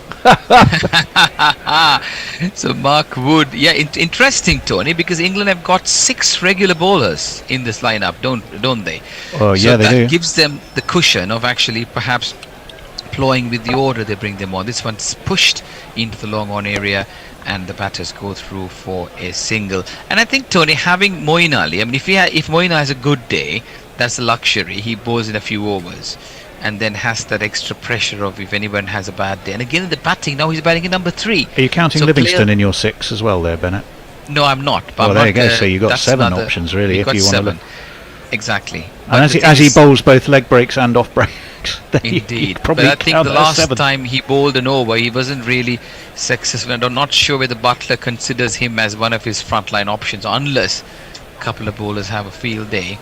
But yeah, I'm a great fan of Livingston's bowling, and sometimes it's difficult when you bring him on at the kind of juncture where the batters are going for the shots, aren't they? This one's shortish, pushed into the deep extra cover area, and the batters go through for a single. So 2 destructive batters at the wicket, Tony. Klaasen and Miller. Being kept How do quiet they- for now. Yes, indeed. How do they go about their business, Tony, in this situation? Well, I mean, they got off to a good start, and nobody has time really to completely settle, but they just need to keep working 1s, 2s, 3s when they can, and eventually they'll get the ball to hit. As Wood comes in, this one, he strayed that one down the leg. Even Butler couldn't get hold of it. It was going way down the leg side, and enough time for the batters to go through for a quick single. Klaasen had That's a stepped bit of a back misfield. a mile, and Woody followed him, Yes. but he followed him too far. If he'd He have did bowled follow inside too him, he'd have been fine, and if he'd have bowled inside him, he'd still have been a foot wide of the crease. Exactly.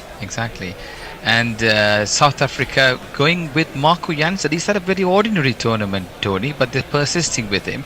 I wonder why. But they decided to bring in the extra seamer. And this one is the replay that we're going through at the moment, which was a wide earlier, 103 for 3. And we are in the 14th over. Just looking at Marco Jansen, yeah, none for 15. 3 off 5, 2 for 20. I mean, he offers you the bowling option, and he's been pretty effective with his bowling, even if he's not been taking wickets. 5 not out against Nepal or against Bangladesh, and then none for 17 off 4. That's pretty good. None for 17. 1 and none for 16 against Nepal. Only against the USA when he went for 32 off 3 has Indeed. his bowling been tonked. Well, so I think he offers you the bowling option. He has indeed, but he doesn't bowl in the depth. So as we've been chatting, we've just lost another wicket. Henrik Klaasen has been run out. Good lord. He's run out for 9. So England making a good breakthrough there. Apologies for not being able to describe that for you. That particular ball where Butler failed to pick up. And I think he then pulls out a brilliant bullet throw at the non-strikers then as they were stealing a single. So Butler creates the opportunity, and this one's the shortest delivery to Miller, and on the back foot goes David Miller, and there is no chance of a run as he pushes it towards the mid-on area. Mark Wood runs across, picks up, and no run there. So Klaasen, lazy bit of running. It was not looking at the ball. Well, I'm not sure whether that would have helped, but Butler was equal to the task, pounced on the ball, the quick reflection, attacked the non-striker's end, and Henrik Klaasen was caught short of his ground. So South Africa have lost their 3rd wicket. This one's overpitched, driven a thick outside edge, and the fielder at the short 3rd man area not able to stop it. That's Reece Topley as it goes past him right into the fence to end the 14th over at 107 for 3. Just as I was about to say, England getting on top here. They needed that boundary. Mog. They needed that They heard you thinking that, and they decided to score. Muttley says, with regards to the Don't Peak jingle, it's so awful it's good. Stephen Kelk says that was $20 well spent. And Mr. P says, come on, Woody. And Twitter seems to have stopped. Possibly because it's a festering shit pile. Anyway. We need you all to tell us what you think of the game. What would be a good score here? Tony thinks around 200 from the looks of what's been happening in the ground here. What are your thoughts? Tell us, what do you think? Keep Morg busy between the overs. Adil Rashid bowling his last over of the spell. This one's pushed away by Markham into the covers, and he gets off the mark. So Markham's batting down the order, Tony. Do you think there's a slight change in direction in terms of what they want to do? Well, I think they've realised they wanted the extra power up front. That said, he also had, I think, a pretty decent IPL, didn't he, Markram, if my memory serves? He lost his place towards the halfway mark, Tony. I'll have a look. He was captaining last year, and then he lost his place in the side towards the second half of it. This one's a reverse sweep by David Miller, and he beats the field on that occasion. Overpitched, Miller equal to the task, reverse swept right into the square leg area for a boundary. 1 and 2 and 3 and 4. He played 11, averaged 24 for the Sunrisers, strike rate of 125, which is possibly why, because 125 is not super fast when you look at the 170s and 180s that are on offer in those who had made the top order. As Rashid bowls overpitched, driven towards the mid-wicket area, and the batters go through for a quick single, and Markham comes back on strike. Miller on 12, looking slowly to get away from a slow start. Now Miller's another batter who starts slow, doesn't he, Tony? So we've got two of the same kind, Klaasen and Miller. Yep, and maybe that's why they're thinking get Adil Rashid in now for his, well, to finish his spell. He's got him. Oh, and he's bowled him. Adil Rashid comes in with a beautiful floated delivery. It's a googly and he inviting Markham to drive, and it was a nice little googly which turned back in right onto the stumps. All ends up, and Aidan Markham, the skipper, out for one of 2 balls, and indeed a good ploy by Actually, it wasn't a googly. When we look at the replay, it was the leg break, but he got an inside edge that made it look like a googly. Either way, it's out.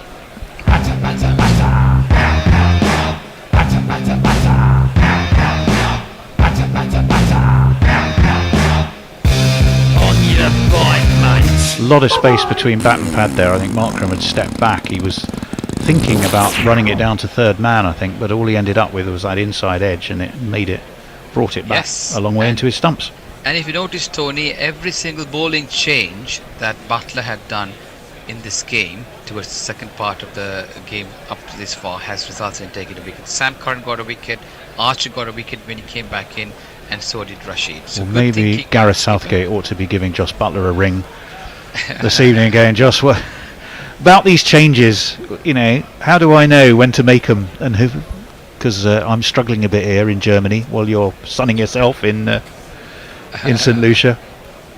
And an interesting sort of Adil Rashid has been on top form, hasn't he, Tony? Oh, he's been fantastic, and I was just thinking before we realised it was actually a leg break that took that wicket, what percentage of his runs, of his wickets he takes with the googly. My guess is it's close to 50%.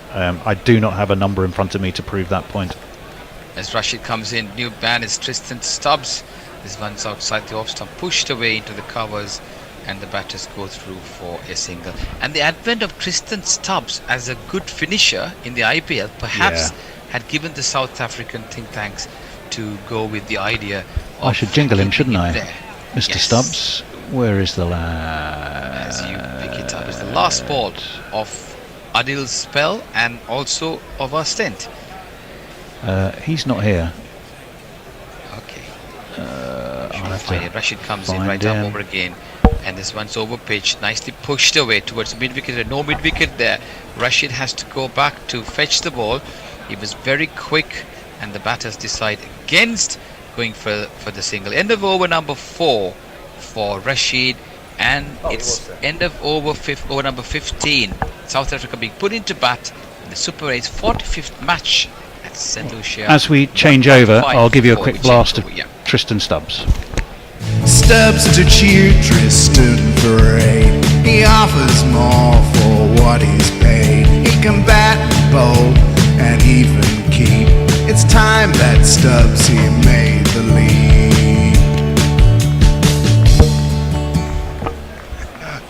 Thank you, Bennett. Thank you, Tony.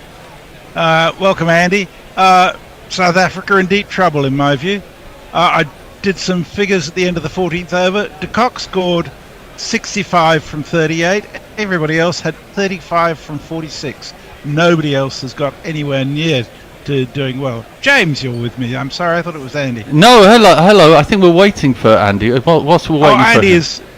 No, yeah, okay. So we got Wood coming in there for the first delivery of the over, and it's helped to the boundary quite easily by Miller for a 4. Bear with me. 1 2 ka 4, 4 2 ka 1. My name is Lakhan. My name is Lakhan. Nicely done, James.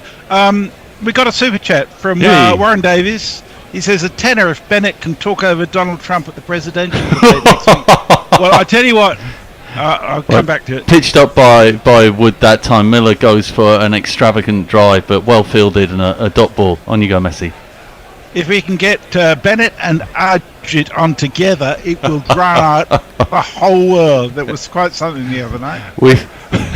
We found out the way to rig the American election. We can get rid of Trump easily, and we'll be left with the wandering robot instead. But at least a well-meaning wandering robot. Wood readies himself. We're seeing a lot of Rashid, understandably, after his performance. Wood, his arms closer to his body, as always, as he bowls. And this time, it's a 45 style cut from Miller that he misses completely. Wood nipping it past him quite easily there. Yeah, what do you think, Messi? What do you think realistically South Africa can get from here? Well, frankly, I think they're going to be pushing to get to 150 at this rate. Jesus. Nobody but de Kock has got anywhere near the ball in terms of any attacking shots. It's been really poor. It's convinced me that South Africa have no chance of winning this World Cup. I agree with that. I came into this match thinking this would be England's biggest test so far. And England have bowled extremely well. Individuals putting their hands up as always. One of those individuals is now coming in. It's Wood. It's shorter this time. It's pullable length. And Miller does exactly what he should do with that. Pulls it to a boundary and gets a 4.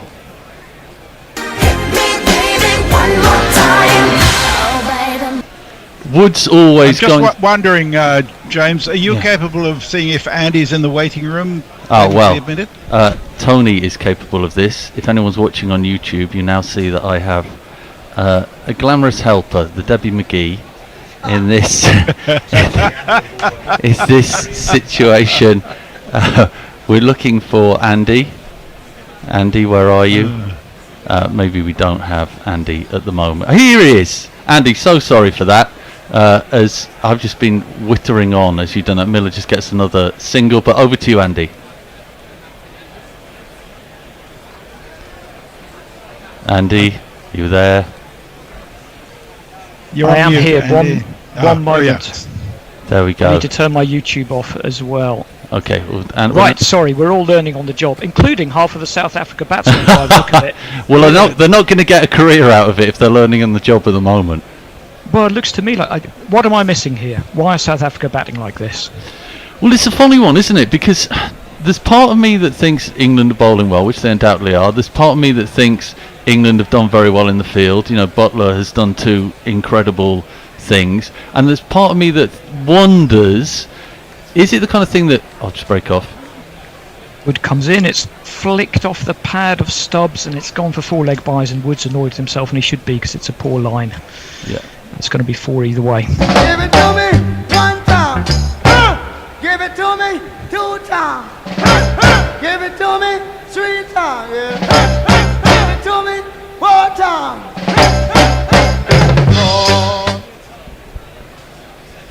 Yeah, disappointing end to the over from Wood there, wasn't it? Yes. Look, I don't know about your technical skills, but Mog has come up with a suggestion which I think is excellent, but you may not be able to execute it. He says, look, if I'd be happy to promote the idea of any jingle you want for $20 or more, make the guy working the jingle machine sweat a little. I've never liked Mog before, and I don't like him now. Why are you saying that? There are other ways to earn money. No, we need every cent we can get to get our new premises. We do. I mean, I think it would have the added attraction of me just flailing around like one of those sky dancers outside a garage. Yes. Parabadjo sent us €2 saying class and struggle. Thank you, Parrot. Right, Topley's in again. Is welcome. Topley's in again onto the leg stump, clips it past the umpire for a single. Klaasen struggled.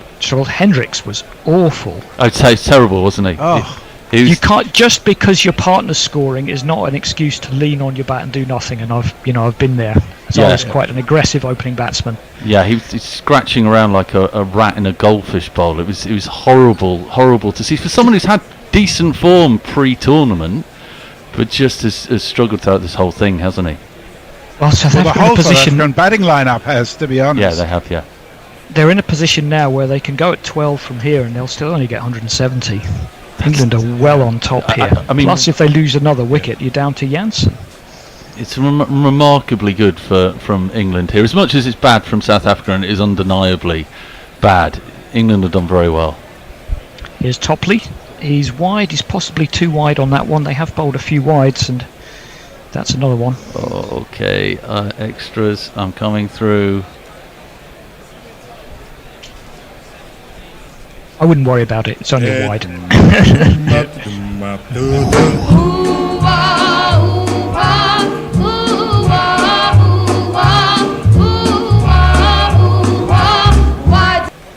There's Topley again. And his same line, it's just chunked down to cover. For a dot ball, it's beyond me why you don't try to open your shoulders to that one. Yeah, I agree with you. What are your thoughts, Andy, on why they're approaching it in this way? I don't know. Yeah. I honestly don't. My Twitter follower, which cricket-wise is mostly concerned of betting guys, are absolutely slating it, and I have to agree. It is. Let us know, people. Please tweet and YouTube comment in and let us know what you think. Punched out to deep point. That's only going to be a single again. And yeah, they promoted Klassen up to 3 with wickets in hand and a good platform, and he just seemed to plink around for a few overs. Then was very casually run out. Yeah, it's tremendous from great Butler. Piece though. of work from Butler. Absolutely to be tremendous. fair, He's having a high old time, Butler, in the field today. he took a great catch. And England's one blemish was a rather casual effort from Mark Wood, where he only had to take a step forward and he'd have been fine. Topley is full. Again, just drops it into the leg side, goes nowhere. Take a single. I mean, this is great because it's not. We're in the situation here where we've got 2 batsmen who have reputations for spraying it around all over the field, and they are not doing that at the moment. It's not like the batsmen aren't there for them to do it. And South Africa are 132 for 4 from 16.4 overs. We are in total smash time. Well, we should be. I'm not sure about Stubbs in this situation. I think that's why he was dropped down. He's got it in his locker, I think. He hasn't been great the last year or two. I mean, I'll come on to it in a second. Topley's in again. Stubbs drives it up to long off. He ain't going to get more than a single for that. But it looks like a top 6 with Hendricks, Markram and Stubbs just doesn't have enough firepower to me. Yeah, it does like that. It does like that. And it's kind of showing us why all those matches, and they've won a lot of matches so far. They've won all their matches, but all those matches were tight. And I think we're seeing why they were tight. Well, and even against the United States, they couldn't put them away. Yeah, absolutely. No, and all those group games were 110 games. Yeah. You know, I know that's because of the wicket. Very good. Slower ball. Miller flaps at it, misses it. Was wide a leg stump, but he'd stepped inside it. So it's great over from Topley, and he's done really well. 4 overs, 0 for 23. No wickets, but 23 off 4 is a great return. South Africa have only 3 overs left. 133 for 4. Crazy. Jay Grover says, computer broke down, sorry. Bennett, I have insulted your fashion sense for years. Luckily, Dylan, looking proper, shows that the apple can hurl itself far from the tree. Mint parenting. I was going to say that how appropriate it was for Dylan, having lived all over the world, to end up in Wales. Warren says, Messi has materialised, but does he have trousers on? You'll be relieved to know that I do today. And Leah sent us a T-shirt design she's working on, which is on Twitter, which she welcomes feedback on. So have a look on our Twitter feed for that. We got more... with Brian Barish very kindly sent us $1.99. It's saying it's as hot as hell in Philadelphia with music. Looks hot. In St. Lucia as well. That's a Yorker onto leg stump. The batsman steps away and only plays it back to the bowler. It's now or never for South Africa, surely.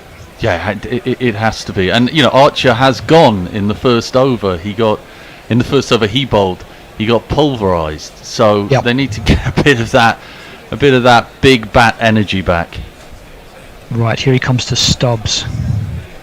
See what he can do, and Stubbs clips into the leg side, but you know that shot he's played, it's never going for boundary ever. No, it's a kind of milking shot. He's sort of playing like I said the other day that I think he looks like a hesitant teenage goth, and he's sort of playing in that way at the moment as well. And when he gets criticised by the management for not hitting 4s, oh mom, leave me alone. It's disappointing. It's a shot you might play if you were 9 wickets down in the 18th over, but yes, yeah. They maybe don't have a ton of confidence in the batsman after them, but goodness me, you've only got 16 balls at this point. You've got 16 balls, and let's be positive, they've got Miller. So they've got Miller at the crease. If Miller can start doing it, then they can still get up. Now. So Archer is round the wickets, the left-hander. Miller does hit one high. Is it far enough? I think it probably is. It is absolutely far enough. 6 over square leg. He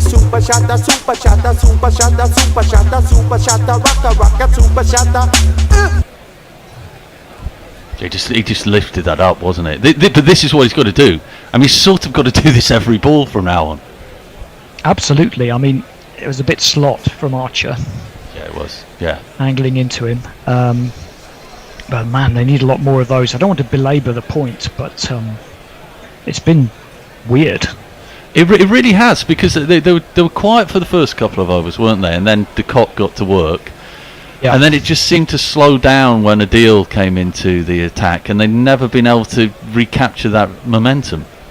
No, it's only de Kock who's really gone after it at all. I mean, Topley and Rashid both bowled very well. Agree. Archer is in, and it's another slower ball, and they can't get the Miller thwacks his bat into his pad in frustration. It was a slower, shorter ball, and he just flicked underneath it with no contact. Smart ball. And it's got to say, just from a sentimental point of view, seeing Topley have such a good tournament, being so economical, is heartwarming. I think the bad luck that he's had, it's great to see him take his chance. Yep. And he wasn't even in the team at the start of the tournament. Crazy. I think he's pretty much a fixture now. I think if they changed anything, Wood would go out. Archer is back over the wicket trying to bowl across Miller. It's another slower ball. Miller pulls it. He's not found the gap.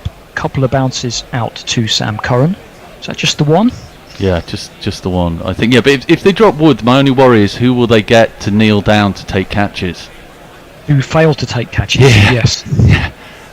Who will assume that position very oddly in the field when a catch is coming towards them? Well, if I know cricketers, it'll all be bloody hell that didn't touch the ground and not, I should have taken a step. Yeah, absolutely, yeah. It's never their fault. That's the qualifying criteria for an elite sportsman. It's never your fault. To some degree that helps, but maybe more so in individual sport. And Stubbs is getting desperate, tried some super fancy reverse flick. Predictably enough, he missed it. It went through to Butler. 1-6, but only 2 more singles off that over, and it's 141 for 4 off 18. Stephen Kelk's quivering in his boots. He says, "Oh no, Vicar alert. He may have to leave us shortly, I think." Mr. P says, "South African players suffering from Southgateism." Mick Ty says, quite rightly, I think Adil changed the game. Feel like he never gets the credit. Yeah, he's such a good T20 I feel that. I was talking about that to Bear, but Bear is alive, everyone. By the way, I was talking to Bear about that before. I don't think he is as valued as he should be. I don't think he gets enough headlines. He is a remarkable bowler. Sometimes when you're so consistent, it works against you in that way. Everyone's just expecting excellence from you, and you keep delivering it. I mean, obviously as a spinner he has the odd bad day, but 1 for 20 today, terrific stuff. Curran's going to bowl the 19th. Interesting, he's choosing Curran above Wood. I think correctly. Maybe Wood will bowl the 20th. It's going to be Wood or Archer for the 20th. You've got to go Archer 20th. Well, it could be Curran. I think he's got 2 left. No, he can't bowl 19 and 20 though. Oh, sorry, I was thinking this is the 18th. I beg your pardon. Well, you would think there's about 5 overs left in this innings the way South Africa are batting. If they finished like 160 for 4, it'd be a bit embarrassing. Miller punches it into the offside. They may try for 2 here. They've got to get 2 here. Get comfortable 2, It's quite simply, this over has to go big time. Both of them do. They're 1 for 3 at the moment. They have got to throw the bat at everything as hard as they can in this over. Otherwise, as you say, it's just going to be embarrassing for them. They are so far below par, to our estimations anyway. To our estimations, yes. I mean, Miller's on 33 off 23, which doesn't look too bad in isolation, but it's nowhere near enough to cover up for Klaasen and Hendricks. Rotten from Curran. Big full toss on the thigh pad. I mean, you've got a team under pressure. He hasn't even put it away, Miller. I was expecting that to go into the stands, and in fact, a great piece of fielding out there. I think has kept it to 2. Oh, ignore that. I thought that had gone already. Ignore that jingle. Well, Livingston with the fielding. Miller wants a no ball. He's not going to get it. It was close to a no ball. It was dipping, I think, by the time it reached. Yeah, he's got it a bit high on the bat. I think that's fine. He's crouched down a little bit as well. And that's just been symptomatic of the whole innings. That should have been in the stand every day. How is that not a 6? That's terrible. So Curran in again, left arm over, bustles in. Miller gets hold of that one. This isn't a good over from Curran. That was a slot ball, and that one has gone for 6 over long off. Damn! That 6 is on fire. Yeah, this is messy from Curran. This is not what is required. I mean, he did so well, didn't he, in the previous World Cup, the 2020 World Cup. by being able to add that to his game, being able to add death bowling to his game. But this feels like he's taking it away again. Yeah. Well, whatever he tries, it's got to be something different from those last 2 balls, which should have both gone for 6. Yeah. 10 from the over so far. Might try to hit the wicket a bit more with this one. Yes, indeed, and it bounces through. Miller lets it go, but it's wide for height. It's a good leave.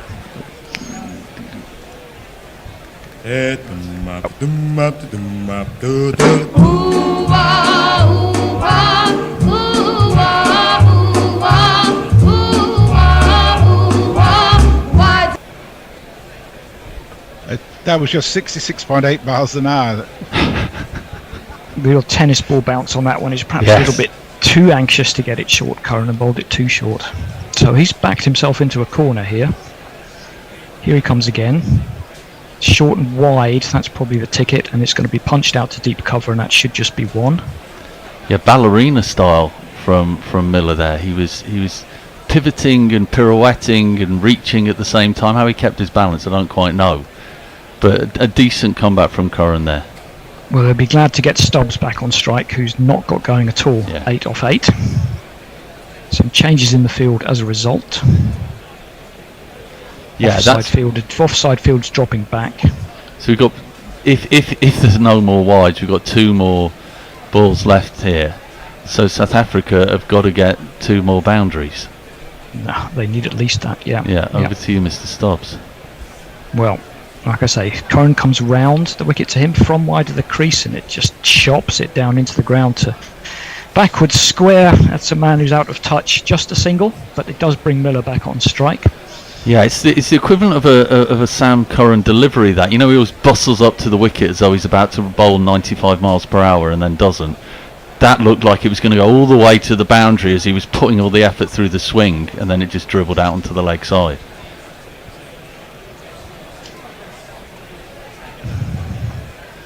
Yeah, illuminating graphic there saying that South Africa have scored a lot. Basically, the cliffs are a lot when it's quick. Yes, simple as that. Not so much at medium pace.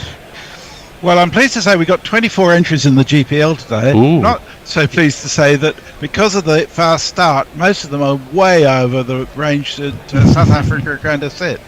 Well, that's punched up to long on. It'll just be a single. Curran gets out of the over with a couple of singles. He'll be mightily relieved about that because that could have been a big one. It's 155 for 4 with 1 over to go. Brian in Brisbane says, 23 degrees here. Very sunny in the East Midlands. Made it beer gorilla on my way home to enjoy some nice beers while I listen to an England collapse later, baby. And my GPL entries are based on 212 from the Saffers. Mine aren't that dissimilar too. Oops. Mr. P says, poor Mr. Curran, he's either fab or shit. Nothing in between. Yeah, it's a bit of that, isn't there? Horribly true. Horribly true. Where are you from in the East Midlands? Person from the East Midlands. I'm an East Midlands man as well. Well, Brian's handle is Brian from Northampton, from Brisbane, but he lives in Northampton. Northampton, okay. Right, it is going to be Archer for the last over. Punched up towards long off, catch. Oh, a great Holy catch. moly. Very good catch. Is that Harry Brook? He hit it low and flat. He had to make a lot of ground to his left. And that was a really good catch. And apart from anything, it saved 4 runs. Another one bites the dust. I think that is going to be out, Fred. Another one bites the dust. He's made that position his own, hasn't he, Brook? He's been, I think, really valuable there for England. He has certainly. You'd still say Jordan was the go-to if he's playing, but Yes, when he's absolutely. not, Brooks an able stand-in. Now, What I happens don't now? like it when commentators say that's a big wicket in the last over of the first innings, because it doesn't make a ton of difference. But that is going to help. It's now Stubbs and presumably Jansen trying to scrape as many as they can off the last 5 balls. As Forthy pointed out the other night, Hussein at this moment will be, that's the game. Yes. I've got a shocking tweet for us. David Barrett, Men with Banners, tweeted in, and he's shown his flexibility by saying, in capital letters, bowl slower. Bowl slower. Anything without harder in it is not normally in David's vocabulary. Yes. Right, should we jingle up Jansen? Yes, please. You think Marco would play polo, but there's more money in cricket.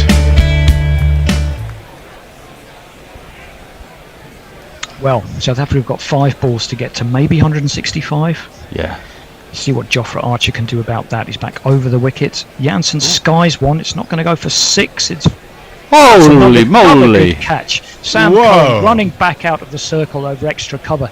Those are so difficult, and that's 2 hard catches England have made look much easier than they are. Then he waddled away, waddle, waddle.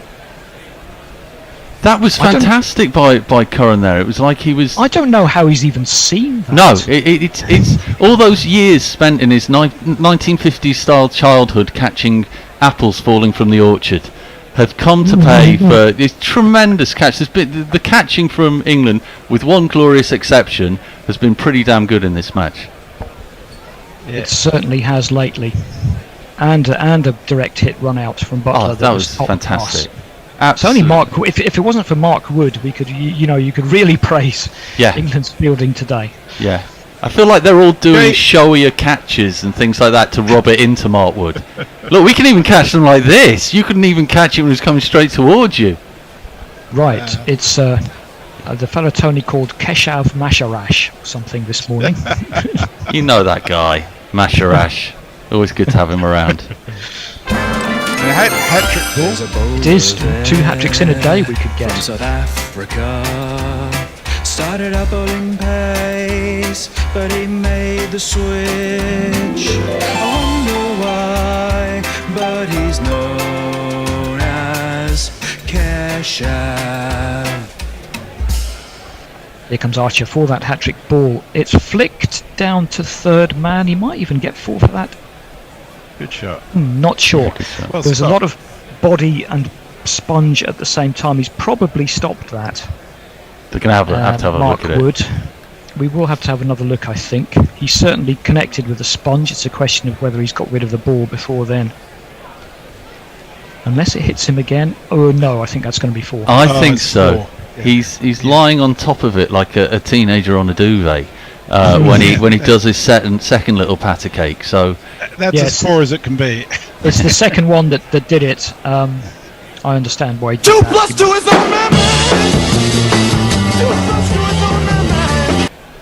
Good shot from Maharaj. yeah, agree. Played it into the gap. But Archer Archer. been backed up by his fielders here, hasn't he? Both of those wickets in the first 2 balls were great catches. And his was the wicket-keeping catch off Butler as well, wasn't it? Yes. Oh my God, he really has. He's had his friends like him in the team. Maybe that's the unforeseen conflict at the heart of the England team. Wood hates everyone. Wood hates Adil Rashid. Dropped into the offside by Maharaj, who's decided to give Stubbs a go after picking up a 4. There's only 2 balls left in this innings. South Africa are 160 for 6. I like the idea that Mark Wood might bear a resentment. Foot and spinners. I can see it now. He seems so happy, but deep down inside, it's all They're knots the ones and you hatred. have to watch, yeah. Exactly. Yeah. It's what the Chaucer called the smiler with the knife behind his back. Do you know what? That broad catch was great because his elbow smashed into the turf before he took it. And Archie get 1 more wicket here. It's full. Stubbs plinks it into the leg side. They must try to get back for 2. It's not the greatest throw from Livingston, and they will get back for 2. I think that word's really right, plink. There's been a lot of plinking in this. I call this innings a plinkathon on It is Twitter. it is a plinkathon. You've absolutely nailed it. Yeah. I mean, to be honest, I'm surprised they've even got to 160. Yeah. Yes, Miller just did enough. He got hold of Curran a couple of times. Last ball of the innings, Archer is in and dropped into the onside by Stubbs. They'll go for 2. Or is it they're not even going to go for 2? Well, that's just this innings all over. Not running for 2 off the last ball. And they finish up on 163 for 6, which I think is 30 runs short.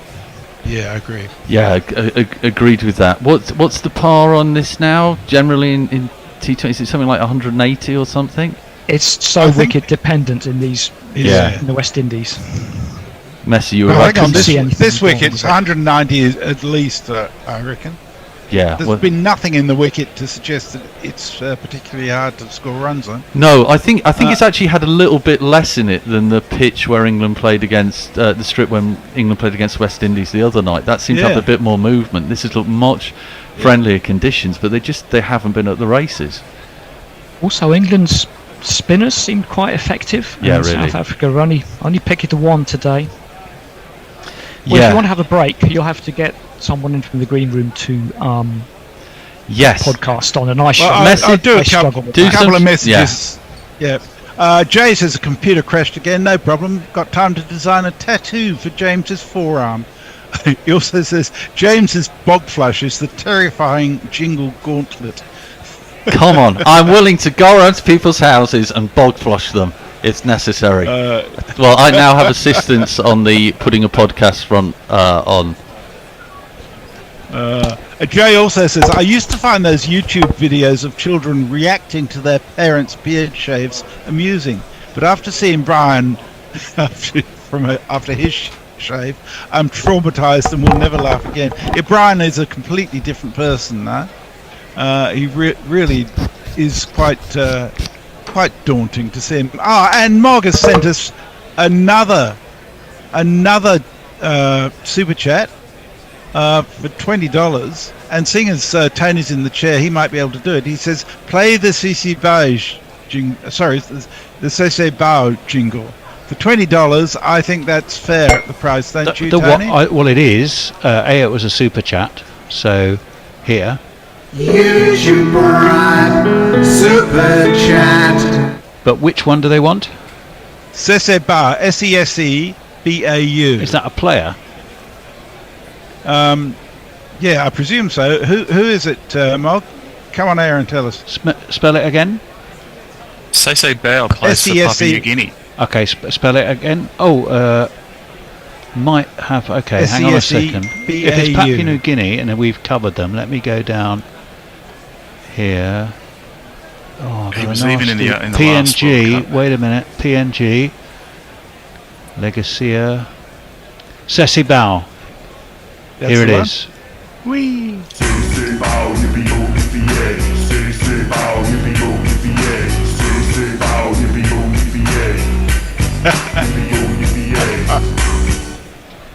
Nice. I like that. Is that one of yours, Mog? Mog? Bye.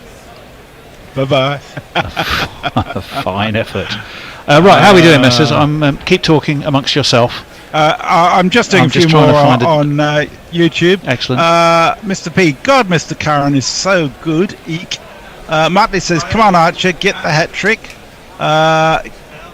Tom Gill says, isn't there a golden duck jingle? No, we don't actually have a golden duck jingle, but if you want one, I can do one at for $20.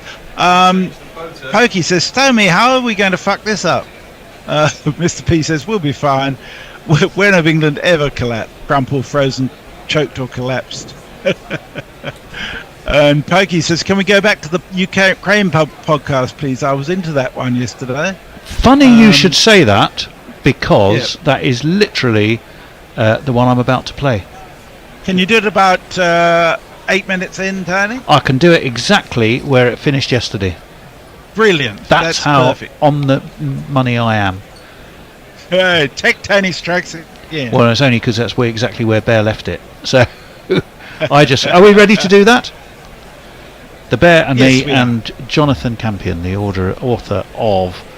I've lost the name of the book. Just to repeat, that South Africa scored 163 for 6, and we'll be back in 5 minutes or so. Yeah, it's our interview in the Bishop and Bear with Jonathan Campion, the author of Getting Out, the Ukrainian cricket team's last stand on the front lines of war, and it was an absolutely fascinating conversation.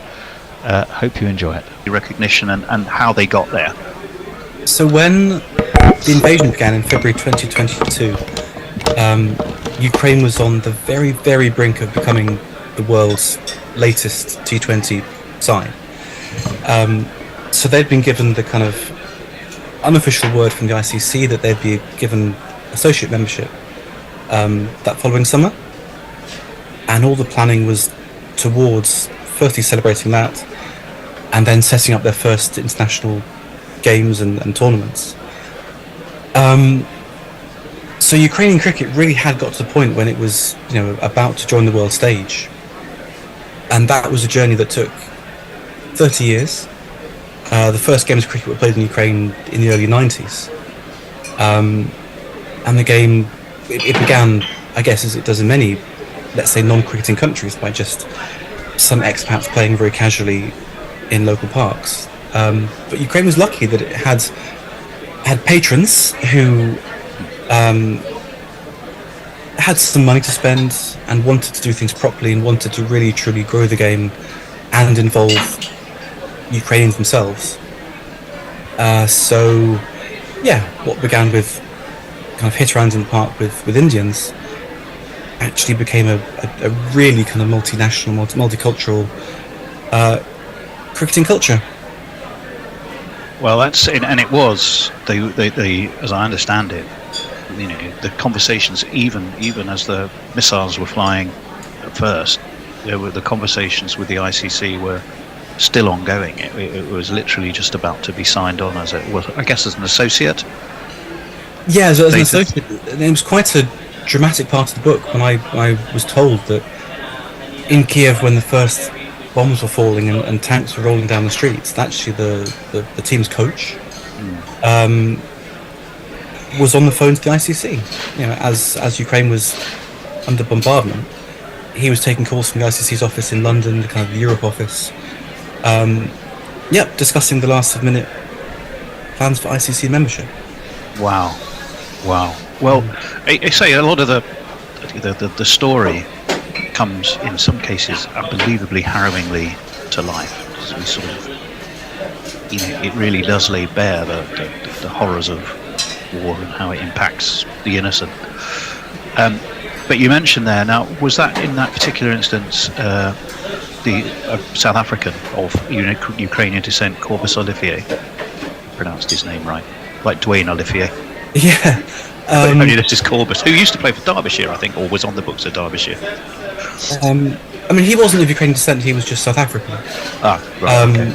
But it was him who was one of the chief kind of figures in Ukrainian cricket involved in the ICC. Do I call it a membership bid? And he did a lot of work kind of liaising with the ICC and Ukrainian cricket. He himself, before coming to Ukraine, had been a coach in the Netherlands junior setup, was offered the job coaching Uganda. So he himself is quite a high-profile coach in the cricketing world. The irony being, he came to Eastern Europe, came to Ukraine to kind of get away from cricket for a while. The idea was his idea was to find the part of the world where cricket was certain never not to exist, and have a bit of a sabbatical. But we all know that when you have the cricket bug, you can't get away from it. Yeah. And he found himself missing cricket and wanting to teach it to his students at the school he was teaching at. So that's kind of one of the stories in the book, is about how this wandering cricket coach from South Africa brought cricket to Ukrainian private schools. And he refused to leave, even if he had the chance, because he decided that was staying with his dogs was the right thing to do. If I've got the right part of the story. That was. I think before my book, I think anyone who had in any way heard of Ukrainian cricket had heard of it through this guy's story. So he was the one who, after invasion, kind of gave interviews to certain websites and TV channels. So he was the kind of the public face of Ukrainian cricket. And in my book, I just tried to go a bit deeper to tell the story of everyone involved, not just him. Well, it is a fascinating story about so many different personalities, and we'll come on to Hardeep Singh and others shortly. But of course, there was a bit of a twist in the tale to Corbus's story, and it was really interesting how you timed that in the tale. Because he is there, he's doing everything he can to help people. He's deciding to stay during the invasion when he could have got out. He's support, and yet almost it's not by no means a throwaway line, but it's a carefully placed line to go. In the end, he turns out to feel that Ukraine rather brought it on themselves. He's almost a Putin apologist. That came as an absolute kick honestly a kick to the nuts as a reader. It was a guy you were starting to like so much, you suddenly thought, wow, hang on a moment, where did that come from? Well, I mean, because in my research for this book, he was the guy that I was coming to like. In my research was, we spoke a lot. And we're back. Andy. Yes, we are. England come out needing 164 to win this game and really put 1.5 feet in the semi-finals. I wouldn't confirm it, but especially if they knock these off with a few balls to spare, they'd be in great shape. Yeah, a couple of early wickets can change that whole picture, of course. But someone had to pour a bucket of water on it, yeah. But given the start, it was actually extraordinary innings when you look at it. Oh, I suppose I do need to do some jingling, don't I, before I start giving you my thoughts. Let's jingle up the England openers. Here's the Salty Sea Dog. Get up on there. So salt, yeah, Phil is here. Want you to push it good into the offside. Skulls runs around the park. There's no way you can hide. Push it. So salt, yeah, Phil is here. And England captain. Pryor ain't no loss, 'cause we found someone Sattler. Okay, he can't spell Joss, but he also can't spell Butler. Joss Butler. Just because he is Joss Butler. In comes the bowler and flicked down towards fine leg. What did that do? Why are they looking at the umpire? Has that gone all the way to short fine leg off his pad? It could be a catch. It has. Well, no one seems to think it's a catch. Okay. That's what I thought. I thought it'd been flicked away round the corner and straight into the arms. Interesting choice of Janssen to open. Let's have a look. Yeah, it's flicked away. Oh, has he dropped it? I think he has dropped it. Yeah, wow, drop it off must the have first done. ball. Oh, and Salt has another flash on that one outside off stump. Goes through the keeper for no run. Can you jingle up the bowler?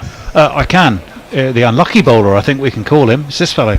You think Marco would play polo, but there's more money in cricket. The fielder was Rabada at short fine leg, and he seemed to have it and maybe just grounded it as he fell. I think he did. It's the best I can do. It's a great diving catch. Or diving non-catch. Yes. Salt pulls that one away. It's over mid-wicket, it's over the boundary, and it's 6 runs. With the super shatter, super shatter, super shatter, super shatter, super shatter, rocka, super shatter. Well, after England's fielding display, for South Africa to drop one off the first ball really does set the tone, doesn't it? Well, that one against Romario Shepherd, that's only the second time that England have got 30 off and over in a T20. Joss Butler the other time was against South Africa in 2012 against Wayne Parnell. Right, here's Janssen again, punched into the offside. It's fielded at cover point by Stubbs and there's no run. Salt went 4-6-4, 6-6-4. Butler off Parnell went 6-6-2, 0-4-4, 6-2, and it was an over containing 2 no balls. So Salt's is better because there's no balls. So Salt's arguably was better. You're absolutely right. They've done it. They've done a 32 in an ODI. Livingstone against the Netherlands, and remember that huge run fest. 498, yeah. Flicked into the leg side by Salt. They might think about 2. No, it's a decent piece of fielding. The other one, so that was 32. The other one of 30 was in an ODI, and that was, you'd never get this, but so I'm going to tell you, it was Dimitri Mascarenhas off Yuvraj Singh in 2007. Dot ball, and then the rest all 6s. Wow, that one's gone under the radar. Is that for England? Yeah. Yeah, this is just for England. This is not overall. This is just England. I've got to admit, it's a player I've never heard of. Dimitri Mascarenhas. Really? Oh, come on. He was in Shane Warne's mural. How can you not heard of him? Butler punches up to mid-off, and mid-off dives across, keeps him to a single. I'm sure he's in Shane Warne's mural. It's someone like that, definitely, who he played with at Hampshire. Did he play for Hampshire, Mascarenhas? Yes, he did. Yep. That's probably him then, yeah. End of the over, 8 for no wicket. So people are a bit quiet coming back on. Oh, no, I'm sorry. Brian in Brisbane says, with this shit here from the Saffers, has anyone checked the betting market? Job for bear. Yes, I have. I can tell you that England are $1.25, South Africa are $4, which is 3-1 against. So very much in England's favour. Sorry, Muttley says that was the quick innings break. I thought I had 20 minutes to fry up some spam and eggs. No, you don't get that sort of time in these T20s, Mutters. The win predictor has England at 54 and South Africa at 46. For goodness sake. England are 90% in my book. Win predictor, more like. That's rubbish. Frank Rockefeller says he just dropped the Ashes. Well, I'll tell you what, it must be pretty scientific. It's 54.43 against 45.57. It has to be scientific to have that degree of precision. That degree of inaccuracy. Inaccurate to 4 significant figures. Punched into the covers by Butler, there'll be no run. I think the tweeter talking about the betting markets is probably implying that there's some shenanigans going on from South Africa. I don't think so. I think Brian wouldn't do that. Well, we'll just talk you through in a minute. Should we jingle Mr. Rabada? Go for it. Oh, especially such a good one. Yeah. What's his name? He's a high roller, rock and roller, scariest, deadliest, killing his bowler. And again, Butler into the leg side. They'll get a single to mid-on. What's his name? What's his name? What's his name? KG. Check the scorecard at the break. Batsman other than de Kock off 82 balls. You know how many they scored? I'd say about 68. Oh, it's not quite that bad. 88, but still pretty bad. Yeah. Well, yeah, I was just looking at it. So 63 after the power play, after 6. Then they got to 100 after 13.2. So they dropped from just over 10 and over to only a shade over 5 to get to 100, which was really taking the power off. Salt punches past mid-off. He's in really good nick, and it shows. It's slowing up a little bit on the outfield, but it is going to get there for 4. 2 + 2 is our number. 2 + 2 is our number. They then went up to 10 and over again because to get to 150, they got that 50 in 5 overs. Right, but that's the minimum you'd expect from the last 5 with wickets in hand. Yeah, and then obviously from there to the end, to 150 to 163.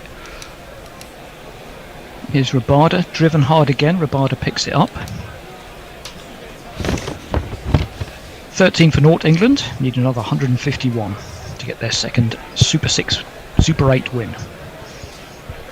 You're sounding quite presumptive there, Andy. You're an England follower. You know things can go horribly pear-shaped in the blink of an eye. I said they need 150 to get their second win. Well, that's true. You did. I didn't say they would. Maybe it was something about the tone. Maybe so. That's probably fair. I think England are in great shape here. And I think I've got England nailed on for this. Yeah, I think a lot would need to go wrong. A lot can go wrong, yes, but I think a lot would need to. That's a wide, which doesn't help South African cause, and de Kock not showing the best body language, but if anyone's got a right to be annoyed with his teammates, I'd say it's him.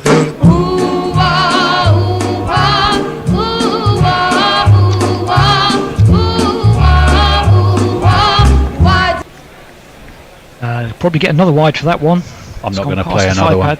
They do indeed. No, fair enough. Dare I say that de Kock is standing tall while his teammates are all on their knees again? You've said it now. You should have been on earlier. Oh, you were, weren't you? We had an absolute cock pun fest. I think you've missed my joke. I don't know. I think I did. No, I don't think I did. Or did I? I mean, when he was standing up and got in all that trouble because everyone else was taking a knee. Oh, right. Yes. Oh, that. I was thinking of standing and cock and going to a totally different place. Yeah, enough. Oh, that could be out though. Salt's flashed at that one hard. It looks like a good catch. To his left at cover by Hendricks, who has done something in this game at least, and that's a wicket for South Africa. That was a fantastic catch.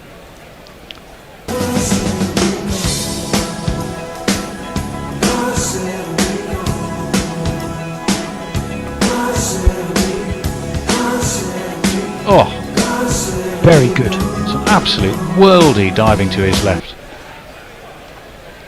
Didn't get quite enough elevation on its salt, but 4 times out of 5, that would have steamed through for 4. Never mind. Yeah. Being caught. Yeah.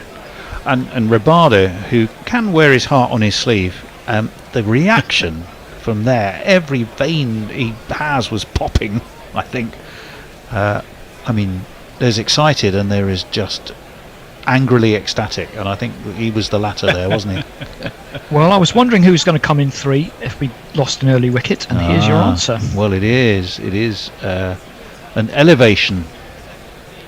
Johnny Best is smarter than the average besto.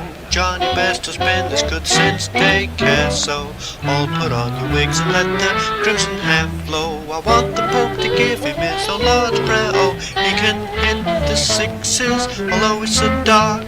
He'd even run a 10 at Bradford Park Avenue. No other Yorkshireman can compare. I tell you, Johnny Best is smarter than the average besto. Well, as you said beforehand, Tony, if Bairstow's going to play, the earlier he gets in, the better, at least from his point of view. I can't hear you for some reason. That's because I didn't say anything. Oh, okay. That would explain it. There's a Yorker, and Bairstow digs it out to square leg for a single. I wasn't trying to transmit my thoughts telepathically to you. No, well, good. I was waiting for you to commentate on that delivery. Kieran Blay reckons he's going to win either way. He says, I'm betting on Bairstow and Butler to bring this home. Why Bairstow? Because if he does good, I'll win my bet. If not, then everybody knows I passionately dislike him, so I can rage against him anyway. Mr. P says, I obviously managed to get bacon sanger in during the break, going for Colmes and English mustard today. Top choice. Dara Azizi says, hi all from Patrol. I love Mascherano's most extravagant backlift flourish in cricket, says Peggy Bumfinger. And One Fair Rees says, on his knees, taking the cock. Oh, God. Yeah, well, that's where my mind had gone. Well, that just goes to show, doesn't it? Janssen continues. Bairstow chops it down to third man. He'll get back for 2. I heard mention of Coleman's there. You know, Messrs, where Coleman's make their money, don't you? No. It's on the mustard that people leave on the side of the plate. It's like the toothpaste. Which is massively more than people actually consume. Bairstow, well, I'll tell you in a minute if I've got time, he's trending, to be fair, in the right direction with his scores. 7, well last couple 8, of games, yeah. 31 and 48 not out. Flashes that one to point. It's a good piece of fielding. South Africa will need every bit of that. There's no run. Such a rangy, gangly figure, isn't he, Marco Janssen? He really is. I don't know if you meant to mute yourself, Jez, but I think you have. No, he's gone. No, I did mute myself because I was actually eating a bite of my banana sandwich. Oh, fair enough. Well, I've got a cup of tea. I know some people, it really rubs them up the wrong way, the eating noises. Yes. Janssen's in, left arm over. Good ball dropped into the offside though, and they'll get through for a single. A banana sandwich. They're one of the great underrated things. They're even better with a bit of honey on the banana. Oh no! Well, banana and honey is a good combo. There is very few things that honey doesn't complement, in my opinion. I'm a big honey fan. Tell them about the honey, Mummy. Well, exactly. Most breakfast cereals will benefit from it, and a lot of Asian cooking, by the way. Particularly things like teriyaki and the like. Oh yeah, sticky teriyaki honey sauce in there, or what do you mean? What's that? Maple syrup as well can enhance that. Butler's only had 3 balls out of the first 15, and that one zips past him from Janssen. That's what he's capable of doing. Butler rather fenced at that one. That was a terrific ball. Just got a little bit of extra lift, pushed it across him, but found that extra rise from the ball as well. Butler actually did quite well to pull out the way of it, I think. Oh, but he'll tell you he did. Well, I think he did. I genuinely think he did, but not playing a shot was definitely the right option, because had he played a shot at that, I think he'd have been in a spot of bother. Right, bit of encouragement for Janssen there. He's going to come in again. Butler steps away a little bit, punches it through the offside. It's stopped by Stubbs, but they will get through for a single.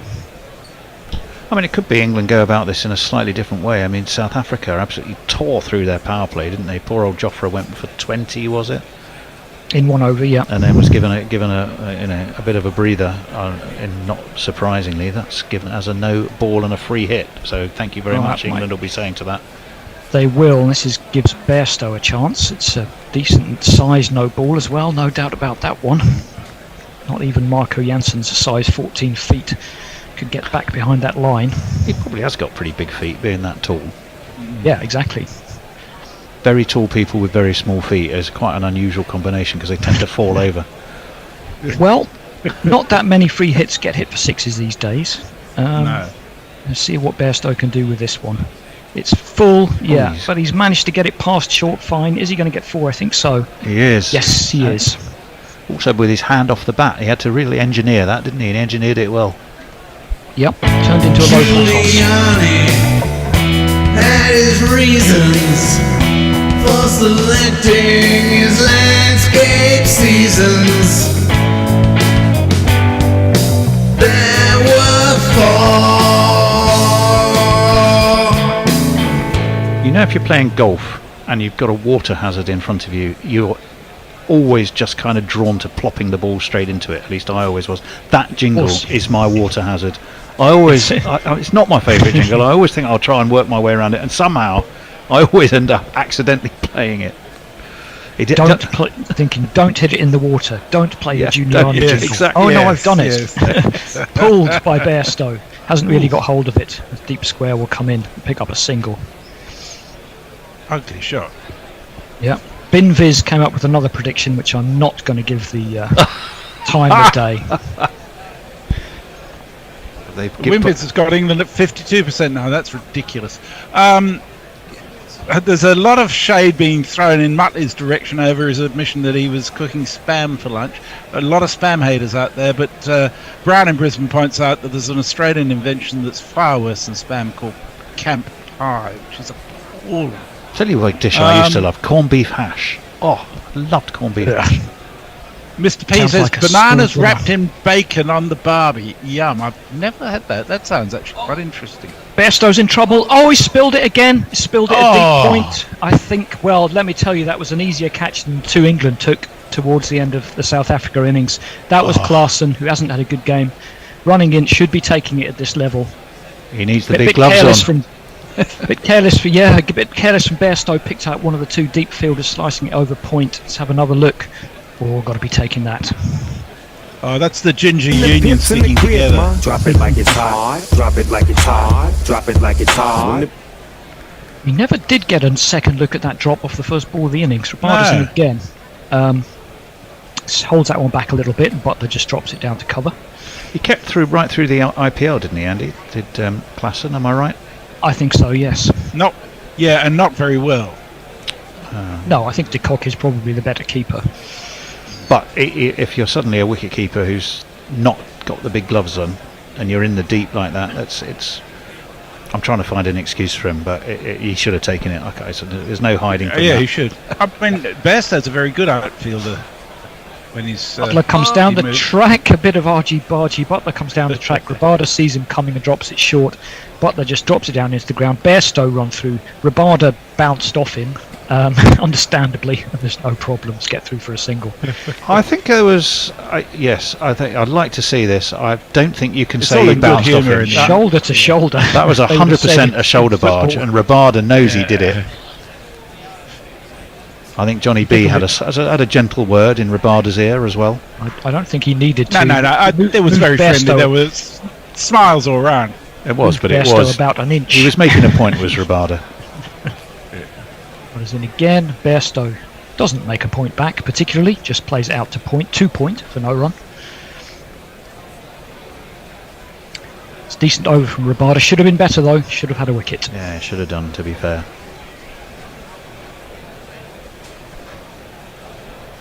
It was lofted. Where was he? Sort of backward point, wasn't he?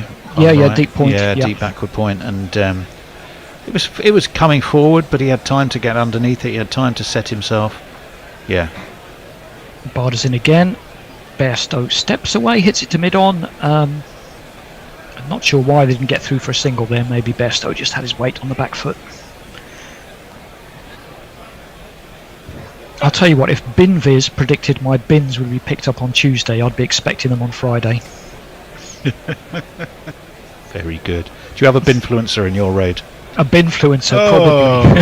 Binfluencer is the person who puts their... You never know which colour bin you're supposed to put out, and there's always Follow somebody you them, look yeah. at and you go, oh, they're the ones to go with.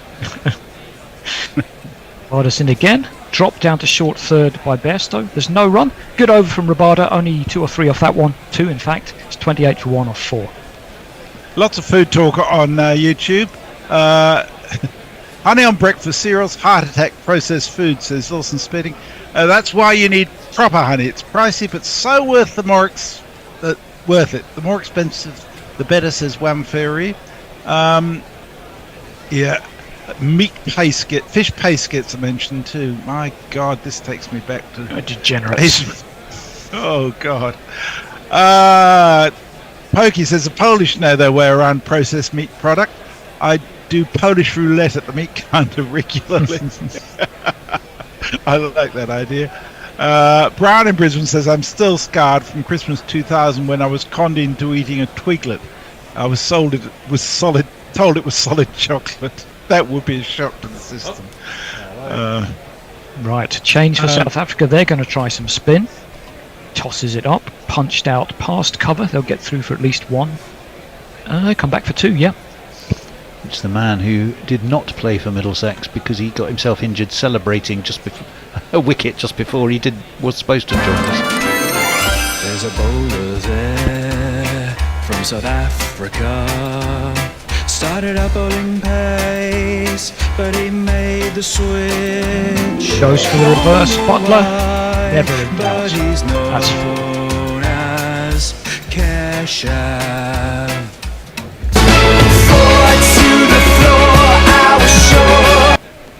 Just chipped that one, Butler. Didn't put a lot into it. Made sure it got over short third man for 4. Well, it was a reverse swept chip, which is, a skill. Oh, 100%, yeah. It's gone straight to that time, up to long off again. Will just be a single. And England, I think, are looking very comfortable here. 35 for 1, chasing 164. But Butler's not really yet kicked into this tournament, has he? Well, he got 42 against Oz, 24 not out against Oman. A duck, I think, against Namibia, didn't he? He was trumpled. And Yep. 25, and as you said earlier on, 25 off about 24 balls or something. It wasn't great. It wasn't expressed. That was his classic, I'm going to go later. Oops, later didn't come. Yep. Bairstow is back, punches up to long off comfortably enough. It'll be another single.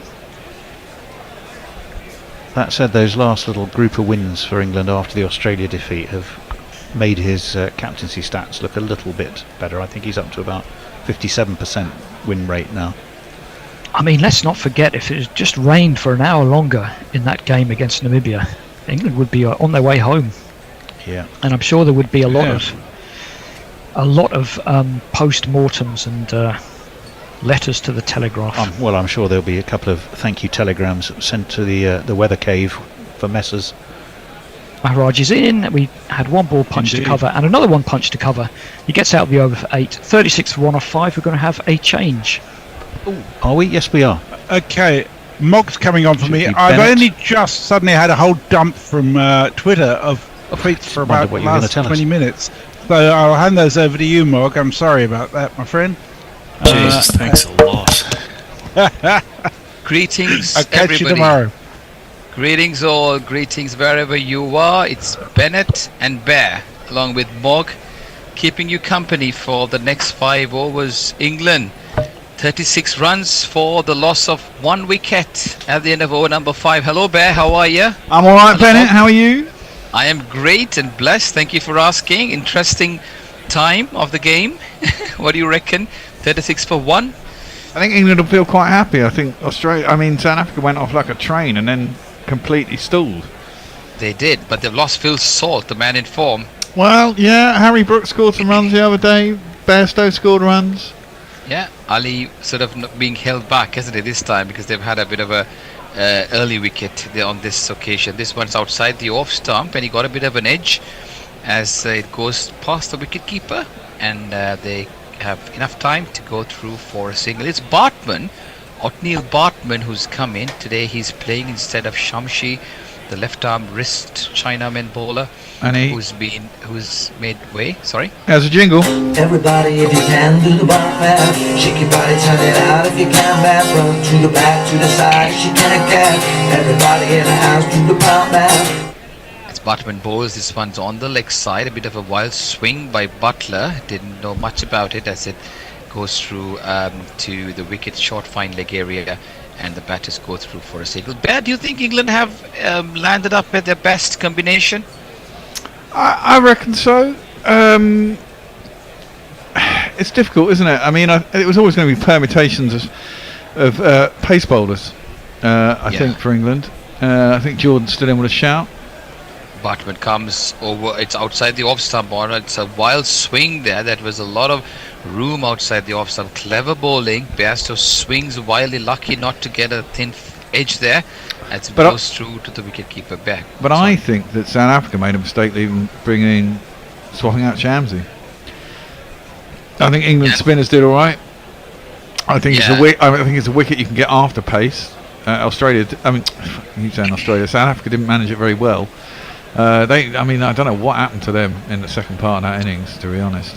But the thing is, England have the luxury of a Moeen Ali and a Liam Livingstone, don't they? As Bartman comes in, this one's on a fuller length, and it drives exquisitely, but didn't get much timing. It goes past the mid-off area, and the batters have enough time to come back for two. And thing is, England have Moeen Ali, and who can also float in the batting order. He can bowl a few useful overs. Liam Livingstone, who was not called upon. But South Africa have neither of this. They just have the one left arm. Well, they've got Aidan Markram. He can bowl. Aidan Markram can bowl, yes. But do you think Jansen, not sure why he's playing. He's not had a great tournament. He's looked out of form. They could have Bartman's bowling quite decently on this occasion. This one's outside the off stump. Clever bowling. Didn't give himself room there on a tight length. Goes through to the wicket keeper, no chance of run. I like Bartman, Bear. What do you think? He's all right. He looked really good in New York. I mean, this is his first game out of New York, isn't it? So it'll be interesting to see how he goes. That was a good ball. He's a clever bowler. And I think Jansen, they kind of rate him high. They're expecting him to come good. But thing is, he doesn't bowl well at the death or in the middle overs. So it's a hit and miss there. But Bartman bowls. This one's over pitch, driven with a full face of the blade, but didn't get too much on that as it goes towards the mid-off area, and the batters go through for a quick single to end at 41 for 1 at the end of over number 6. Come on, Mog. What have you got? Let's give some of these tweets as little respect as possible. Warren asks, do the Gorillas have skill set stats as per what we're getting on the screen here? What's the Bears spin stats would be 98%. No idea. His constant boasting. Jay Grover says, angrily ecstatic, the reason I no longer combine cocaine and MDMA. It's a drug reference, kids. Anna Forsyth says, tune back in when Tony said maple syrup. It was like a moose call to all those abiding Canada. Clearly, Canada. It is 3 a.m. Shut up. Yeah, it's fine. England also fielded exceptionally well today, didn't they? Apart from that weird drop by Wood. I don't know why Wood didn't walk in 2 paces and it would have been an easy catch, but instead he kind of rooted himself there, and I think he just judged it a little bit wrong. Yeah, but again a dubious decision there, isn't it? It's a bit controversial. But some good catches. Jofra Archer came back strongly after being hit for 21. This one's over pitched, kind of a reverse sweep there by Bairstow towards the short third man. No chance of a run. Maharaj goes through his overs very quickly, doesn't he? Yeah. Before you know it. But he went for 8 in his first. I think if you get the spinners at 8, 6 to 8s. It's decent. This one's over pitched and reverse swept again. This time he finds the short point. So both times he swept well, but not able to get the placement. Bairstow 15 of 18, Butler 11 of 13. evenly poised here. Over number 7, 41 for 1, chasing a target of 164. This one, he gets loose of his handle and plays it with one hand rather tentatively there, and it falls in no man's land in the mid-wicket area. Fortunately for Bairstow, and the batters have a chance to go through for a quick single. Butler has been there for longer but had not much of the strike there. He's only faced 13 balls. Yep, that is true. This one's on the leg stump. Sorry, he tucks it away towards the fine leg area, and they come back for. Sorry, they go for a quick single. Sorry, you don't. Well, have I was just thinking between the balls. Well, a lot of England's batsmen actually. Has Butler got a score in this? He got a decent score in one innings, didn't he? I mean, they've all had a score, I think, in the top 5, with the exception of Moeen, who's. Oh.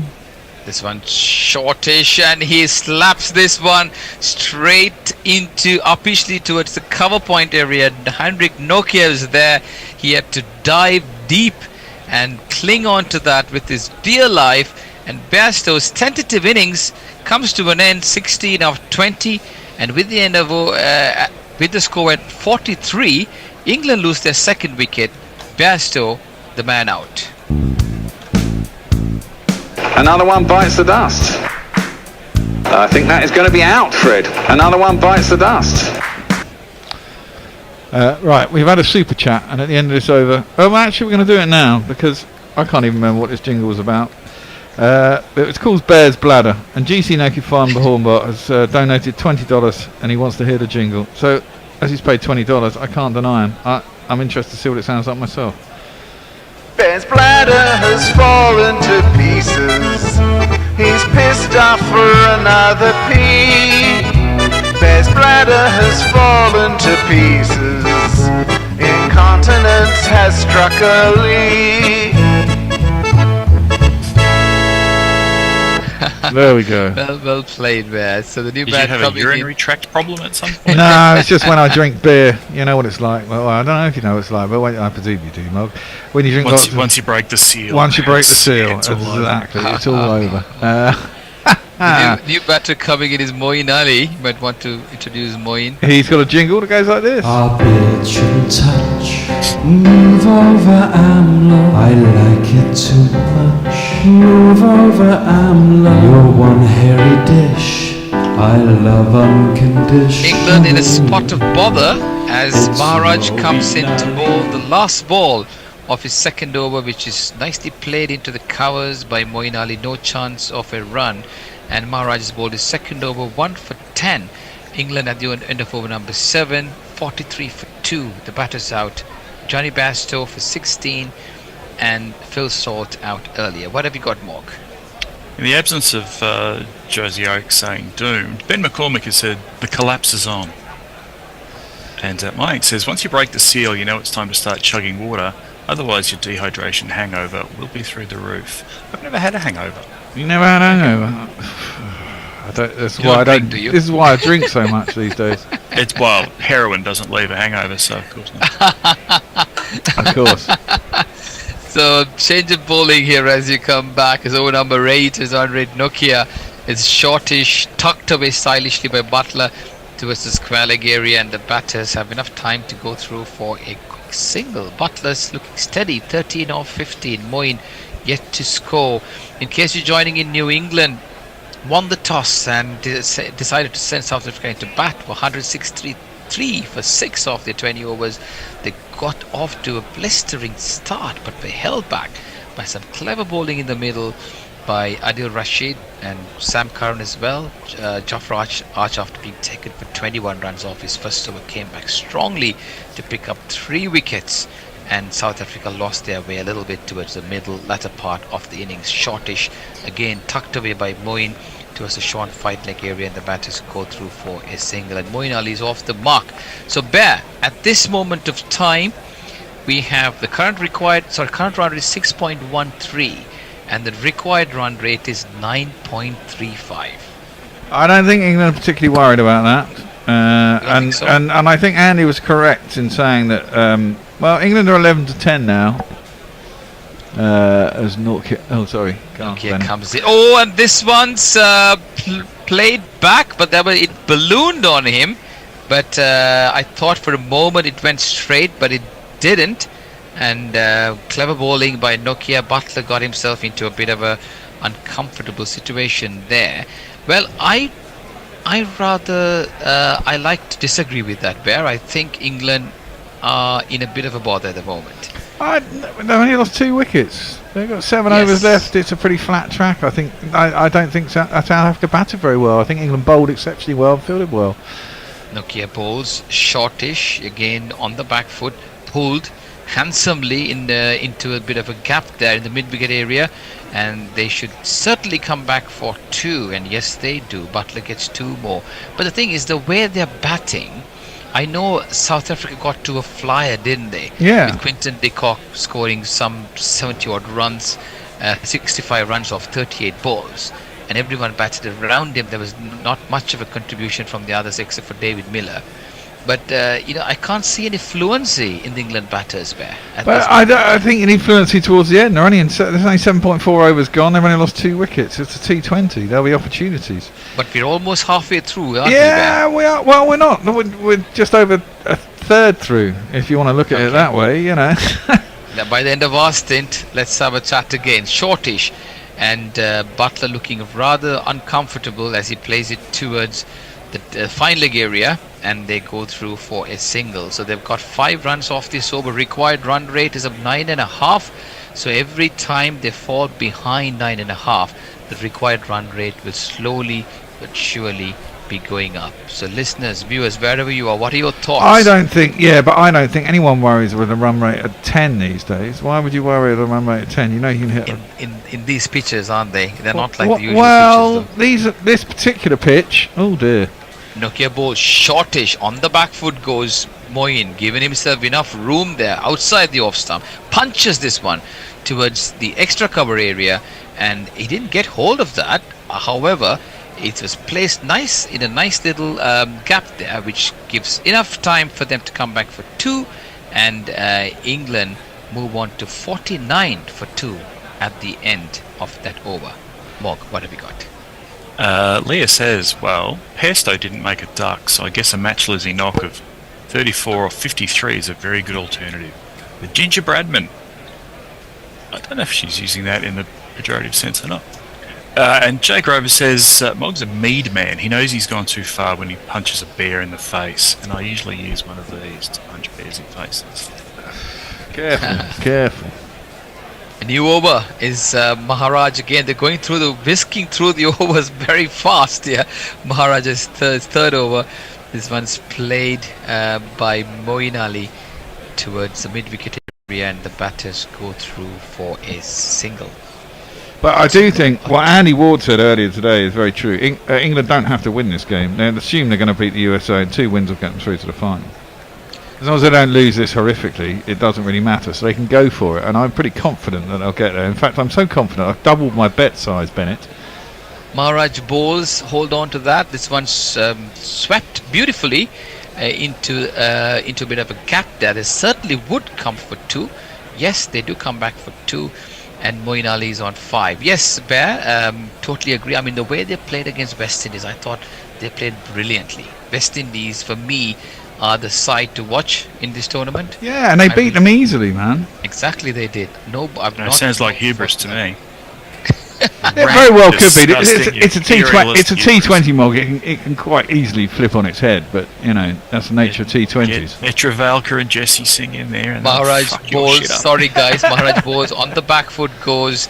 Moeen Ali punches this one towards the deep extra cover areas. Klaasen goes to pick it up, and the batters come back. Just take only the 1 run. So the drop catch of Klaasen, was that off Butler or was it off Salt? Bairstow, wasn't it? Is it Bairstow or Butler? No, it's Bairstow. Okay. I hope it's not a costly moss. This one's over pitched, and he hits it hard and high right into the hands of the deep mid-wicket fielder, and England's perils continue as they lose their skipper Butler with the score on 54. Maharaj making inroads, and South Africa delighted as skipper Josh Butler is out with the score 170. How's that? You messed about, I caught you out. How's that? Now that makes things interesting, though. Now this is what I was saying, Beth. This is what I was saying. Like when you're behind, you're always pushing. Yeah, but they're You're not always that pushing. far behind in a But they were not T20. batting fluently. Butler 17 of 20. It takes one. Yeah. Also, the one thing you got to remember is it's a T20. I look at South Africa, as you say. Quinton de Kock did the heavy work. One of the England batsmen for now does the heavy lifting. But who? It only takes one. That's my Well, question. it could Who be is it? anyone. You've still got a lot of people left here. You know, you've got Harry Brooks coming in. He scored a 50 in the last game, or got certainly close to a 50, and looked really good. You still got Liam Yeah. Livingstone. Sorry, who's got? You still got Liam Livingstone. Livingston, yeah. Mark Wood. Yeah, I mean. Sammy Curran can bat. He's not a dope. Let's have a look. But all I can say is, Archer can bat too, but we are behind. England's behind. This is my point earlier. England's behind, and it's always difficult. And when you lose a few wickets, if you always look at the run rate to try and keep up with it. But interesting.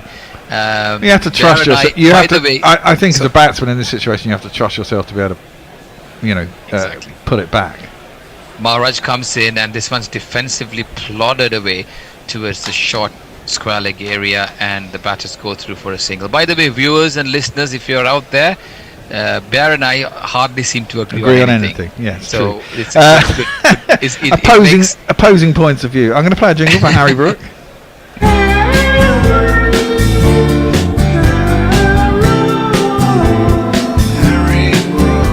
As Maharaj comes in, this one shortish outside the off stump, punched away with not much power.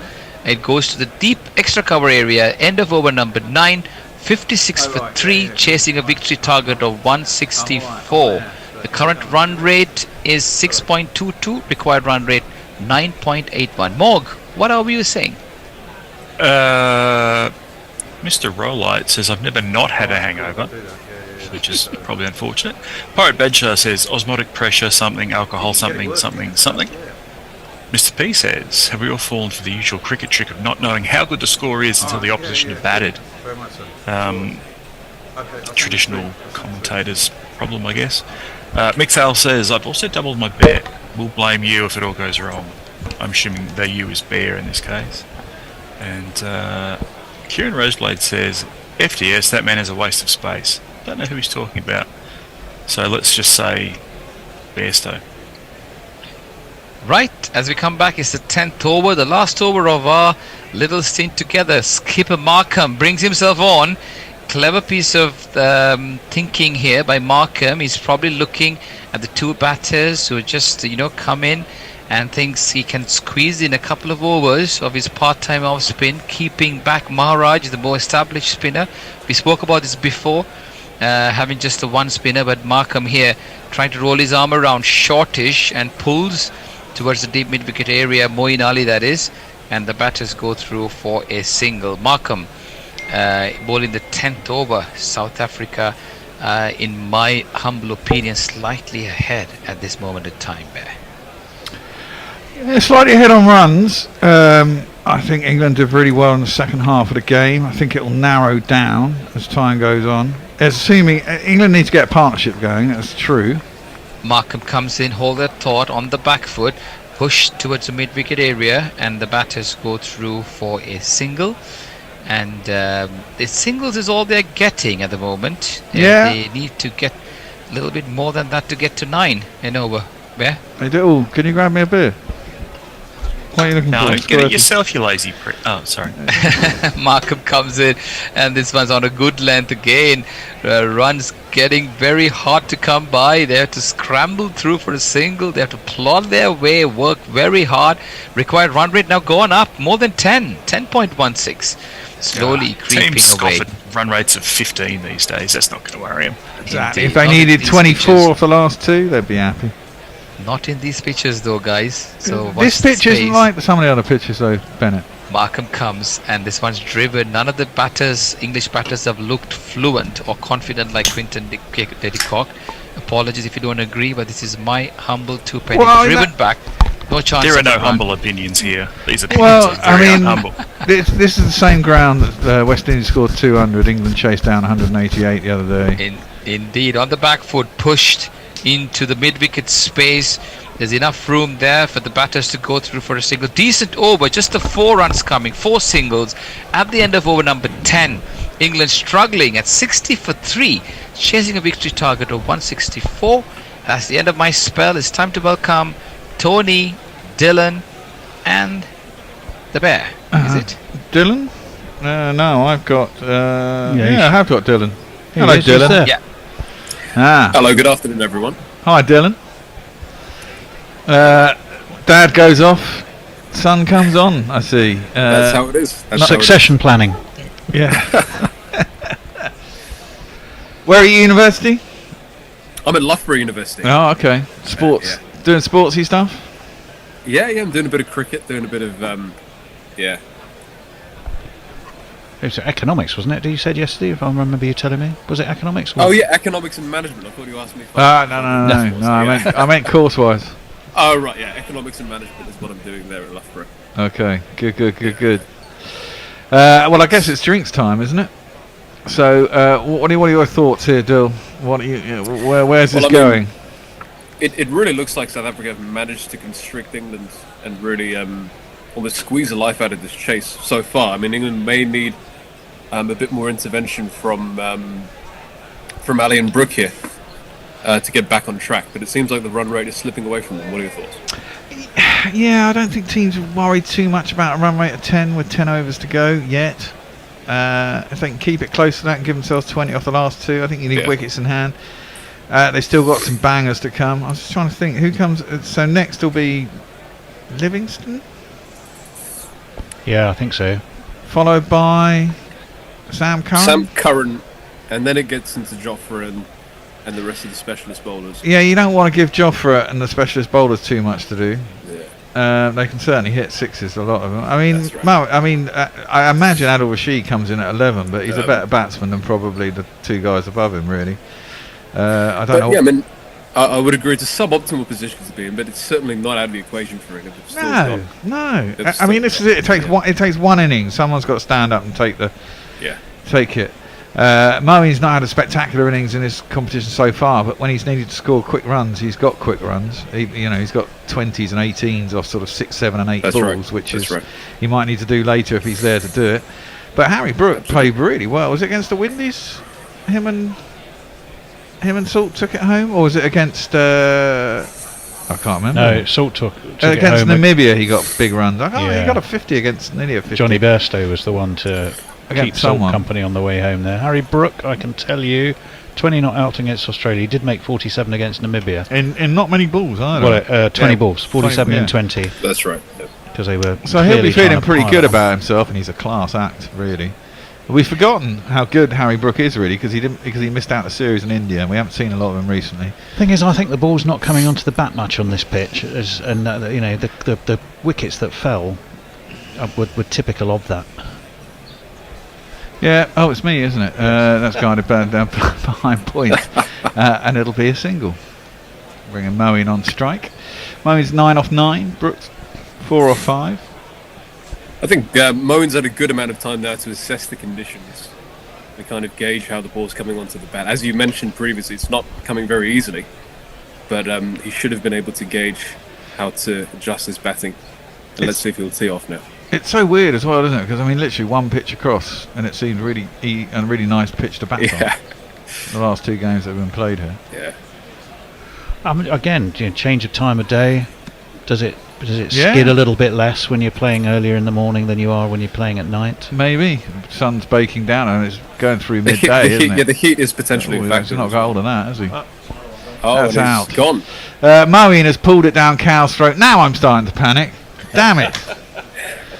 Damn it, Samit. Fuck me, that was terrible. Has wafted out to Cow corner. Never got enough on it. And England throwing it away with abandon. In fact, I'm going to give it that. Oh, no, I'm not going to give it that. England in a bit of a spot of bother now. Moeen Ali soaking up quite a few deliveries to adjust and not getting away with it. Not being able to compensate for the time he's spent there. So puts England in a bit of a spot of bother, wouldn't you say? It does indeed. In fact, I am fuck off! Just fuck off! Bit harsh on Moeen. It's not what you need to be doing. All of his innings, really, so far in this World Cup. That's have what been he does. Short and sweet, but staying, ahead of the rate, or That's trying right. to push England ahead of the rate. Super chat, by the way, Bear. Super chat. Oh, super chat. ENH. Here's to love a left arm. Here's to love and left arm loopy wickets. We're gonna £2 play- English pounds. YouTube Super Chat. Well, let's see if Liam Livingstone can turn things around for England here. Well, I've not seen him do anything for about 2 years, so I'm not really have a lot of hope in that. He is capable. There are 10 overs left. Certainly him and Brooke could take it home. That's 6 ahead of Harris Ralph. Which ground was that? Was that at Headingley or the Oval?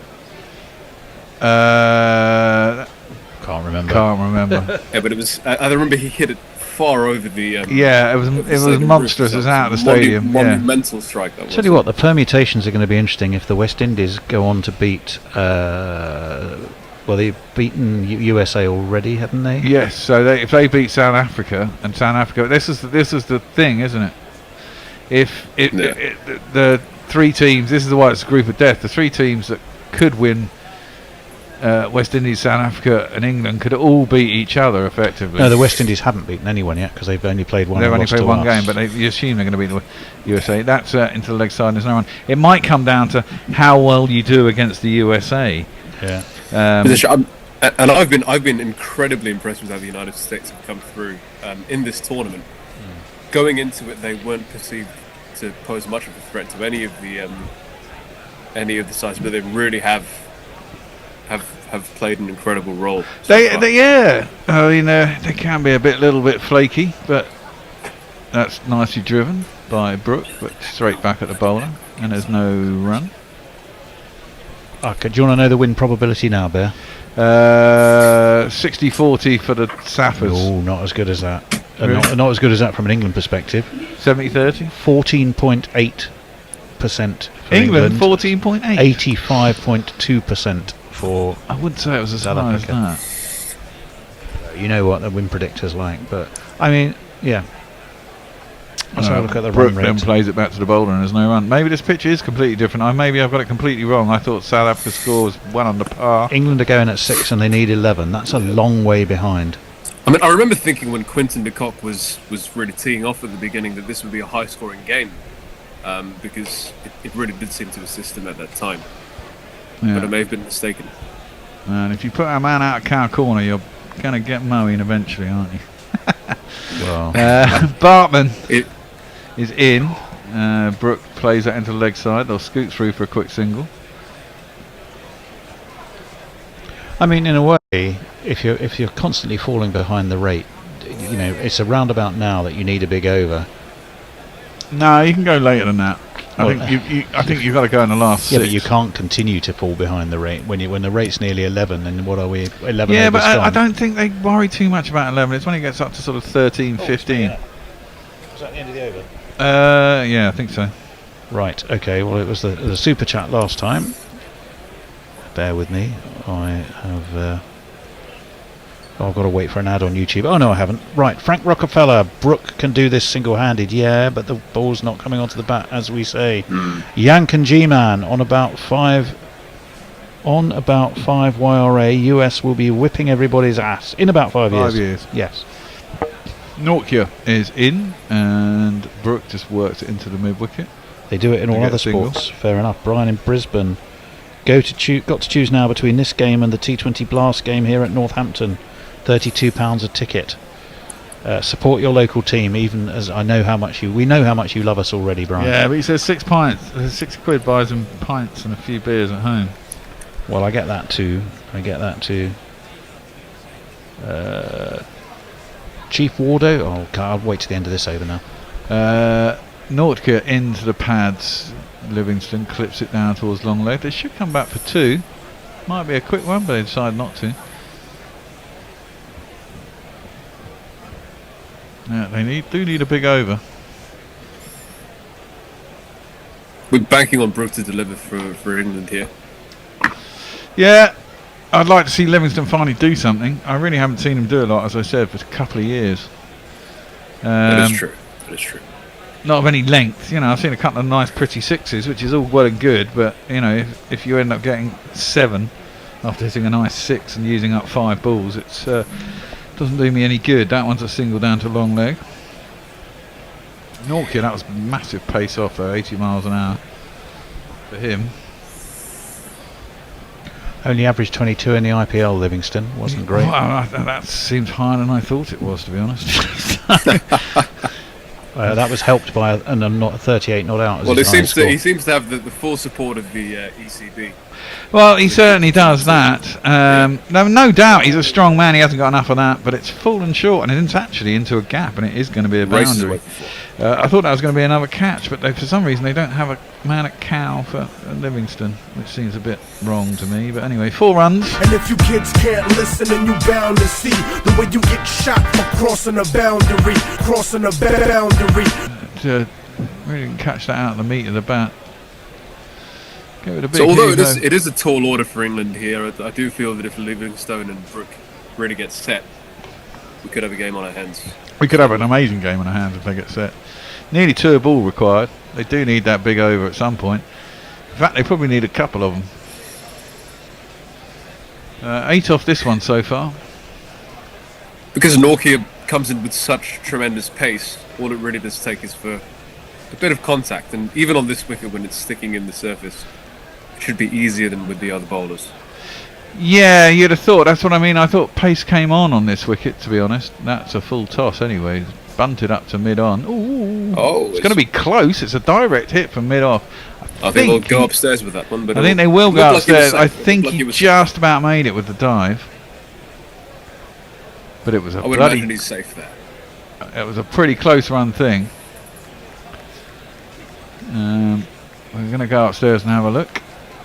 Is that Brook who could be run out? Throw comes in. Let's have a look. Where is he? Please be in. Oh yeah, he's over the line. He's in. It was close, but he was 2/3 of the way through the crease by the time the stumps were taken. Good dive. He's a tall man. All helps. Not out. Let's crack on with the game. That was Livingston. I thought it was Livingston. Full toss. Could have capitalised on that a little bit more. Yeah. That's pulled. A nice bit of top spin. Backhand action from Livingston. Plays it out to mid wicket. Gets himself a single.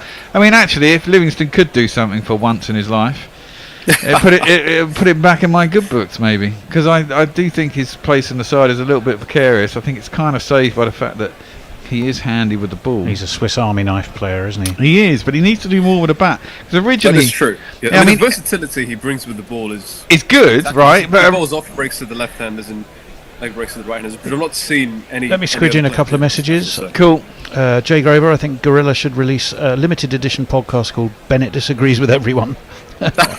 Be the new Dagenham Dialogues. Hooray, Dylan! He is known for the controversial. Hooray, Dylan, says Jay. So you've got your temporary fan there. Dave Wood, I knew England should have picked Foden. I don't know if he's talking possibly football or cricket, I'm not sure. For wrong, did mention earlier but not quoted. Did the Saffers fuck up after being 0 for 63 in the power play 1, then limped to 163? Yeah, we thought they did. Anyway, he says, I'm half pissed, time for more rum. Fair enough. Go for it. Kajra Maharaj has been spectacular this innings. He's been very good. That one's worked into the leg side. Not much pace on it. I think they're going to come back for 2. It's good running, and they make it well. It's just the subtle variations in pace, the calculated setups. He's been excellent. And just giving the ball that little bit of air. Yeah, which is the batsman's minds. what Adil Rashid's been doing in the competition as well. It's not a bad option today. Everyone thinks you should bowl it flat, but give it a bit of air if you're good enough with it. Always trouble a batsman. Warren, by the way, wants to know how long until Dylan and Bear disagree about something. Well, I don't know. It could be in the family genes, couldn't it? It's driven up towards mid-off, cut off by cover, and there's no one.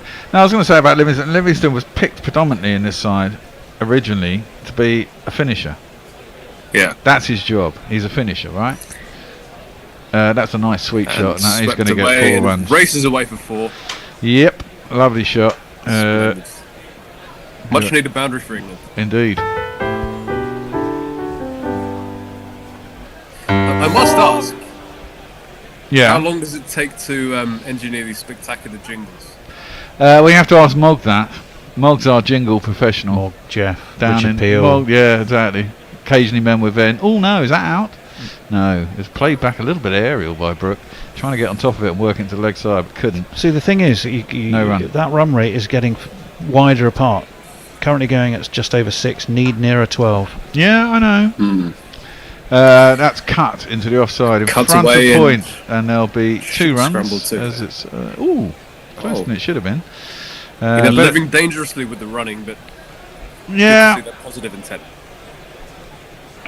That should have been, at this stage of the game, should have been an easy 2, really. It was one in front of the man at cover. So they're now needing to a ball. They are now needing to a ball. But calculated T20 players know that they, especially someone with the power of these two, should know that they're going to have to take a chance, right? But they need to get them to, I think in a T20 you need to get yourself into a position where taking that chance is possible. You've got enough wickets left that everyone can bang it, and then you go for it. And if it comes off, it comes off, and if it doesn't, it doesn't. And I think 80 for 4 is maybe a bit too far out. That's a horrible shot from Brooke, but he's got away with it. It's a reverse sweep. He's top edged it, but he's top edged it thankfully fine of the man who's at, would have been on the short third man, ended up being a man on the 45 for the reverse sweep. But the top edge was so fine that it plopped into no man's land. I think reflecting on this tournament holistically, we've seen some incredible upsets. I mean, New Zealand getting bowled out, for a very low score early on, and many other countries coming in with low scores. Would you say that's because adapting to conditions in the USA has been a challenge? South Africa have certainly suffered from that. We have a super chat. Jay Grover, 10 English pounds. After years of watching the worst dressed man outside of a political rally and crying out the horror of my fellow man, is Dylan's suit a restrained check or a distressed silver grey wool? Oh, there you go. Is it distressed silver or grey wool? Well, that's for me to know and you to find out. Well, there you go. You'll have to Jay. You'll have to peer into that YouTube channel a bit harder. Maybe they've just got the one suit in the family, and they just have to hand it over between commentary stints. Pass it down. That's a bit harsh. Pass it down. Who's wearing the commentary suit today? Right, Janssen is back into the attack, and that's nicely played around the corner by Brooke, but there is a man out in the deep. They'll just get the one. Need some boundaries, England, to say. Indeed. I mean, at least 2 a ball now, so it's coming to a stage where something has to give. Will England cave in and go after a good delivery, or will they be able to get this run rate? I think they're going to have to. I mean, Livingston's actually only faced 4 balls so far. Brooke is now set. Brooke got 100 and 100, didn't he? Or was it a blast? He got 100 and 100, didn't he, Harry Brooke? That's attempted hoik into the leg side from Livingston. He missed it. There's no run. And thank you, Jay, by the way. That is hugely appreciated. Obviously. For those of you who don't know, I'm having to get rid of the flat. So Gorilla needs to raise funds because it's more expensive to rent a studio space if we carry on, but needs must, I'm afraid. I've been subsidising Gorilla for 10 years with this place, and I can't afford it anymore. So whilst it's been a pleasure being here, needs must, I've got to get rid of the place, unfortunately. So moving somewhere else is going to be a little bit more expensive, so we're going to have to raise some money. Down the track comes Livingston, flat bats it out to the man, 1 bounce at point. He's trying to get the gap, but he knows what he's trying to do, and there's no run. 1 run, sorry. 83 for 4, England after 13.3. Over 2 runs a ball now. Bennett's laughing at me, and your dad is laughing at me from his car. Is he? Flat. I'm sure he is. I disagreed with him. Thought England were going to stroll this. I thought this wicket was different. I just thought that South Africa sort of screwed it up, to be honest. That's cut by Brooke, but straight to the man at point, and there's no run. Excellent line of length there from Mark Janssen. He's been bowling well this over. Yeah. Cramping up the batsman for room. Yeah, it hasn't been express pace, has it, that's done the damage? Ooh, is that another super chat just appeared? Oh no, it's Jay's one. It's Jay's, no. I mean, it really does seem that pace off is the way to go on this wicket, as we saw. Well, yeah, that's why I thought South Africa kind of made a little bit of a mistake. That's a good shot from the Harry Brooke, though. He's cut it behind square this time. A much needed boundary. And he gets a much needed boundary. 4 runs.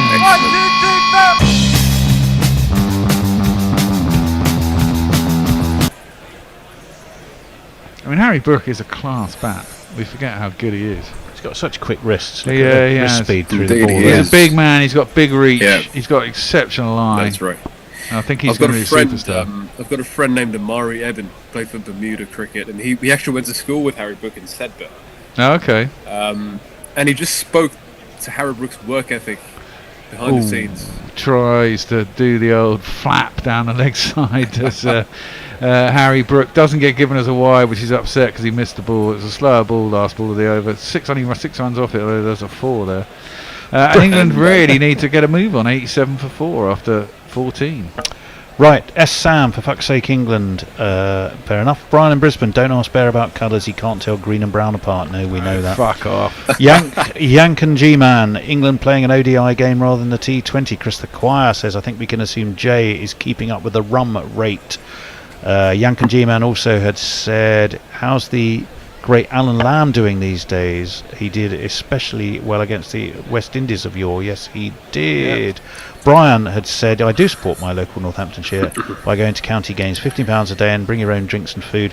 T20, not my scene now, as I'm of an age of wanting to watch the game rather than the tender piss up. Do you know what? You and me are the same there, Brian. Oh, I like that. Brian says fundraising, super chat, or raffle a chance for a guest seat in GC Towers before it closes. We did do that. We used to have what did we call it? We did it for the World Cup, didn't we, in 2019? But we had a name for it. We had what did we call it? I can't remember. No, neither can I. But it was effectively. It was a package. You got a sandwich. You got Hendo would just go scuttling off to Tesco's and buy you a sandwich. Yes.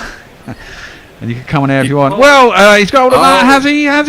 Yes, Liam Livingston has got hold of one. First ball of Rabada's next over has been launched. So, gives into the Rabada stand. green 6. back into the attack. We've the United States really bringing South Africa back into the game.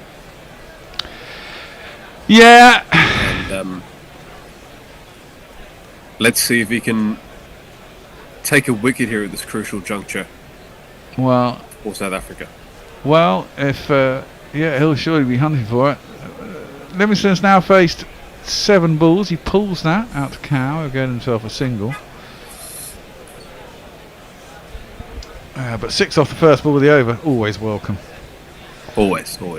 Sets everything up. Even 5 more singles, you're nearly up with it. I mean, this is it. I think if they can get down to somewhere between 20 and 30 off the last 2, they'll be in with a shout. If these 2 are still there, for example. Couple more heaves off on the leg side from Liam Livingston will be welcome for England at this stage. Oh, that's driven by Brook. Out past the man at cover. Is anyone behind him? There is. But they're going to come back for 2. They do come back for 2 and they make it. Proactive start to the over here from England. Well, they got it. They got 6 overs left. This is where you kind of start going. Now they got 6 overs left. Now the equation's different. They still got 6 wickets in the hutch. You got to try and go as deep as you want. But now, pretty much, I think with this many runs left, everyone can bang if they have to. I mean, that's your only chance, possibly, if wickets fall. Well, but if you're 9 down and you get there, it doesn't matter. Well, exactly. It's That's not my about point. how many wickets if you you lose. if you think Joffa can only face 3 balls but hit a couple of 6s, for example, that's a good Cuts shot from away, Harry Brook. beat the fielder. Beautiful shot. He's cut it past the man at point. Between they've got a backward sort of short third man on the ring as well and a point, but he's cut it between the 2 of them. It's down to the boundary, and it's going to be 4 runs.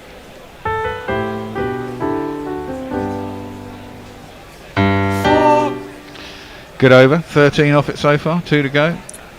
But it's 64 from 32 now needed from England. They've dragged it back to 2 runs a ball. England can continue this momentum they've been building.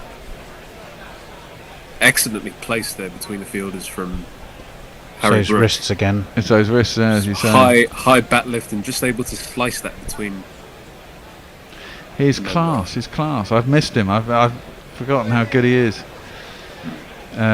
But he really does have a touch with a ball. It's like when you 100 up for England now. Oh, he's gone over the man on the 45. It's going to be 4 more. This is turning into one of the overs that England definitely need. 1, 2,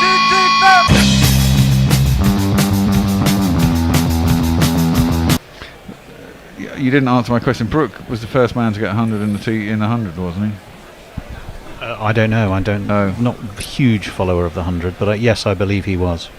It was for the Northern Superchargers, if I'm not mistaken. Yeah, I think it was. That's right. Yeah.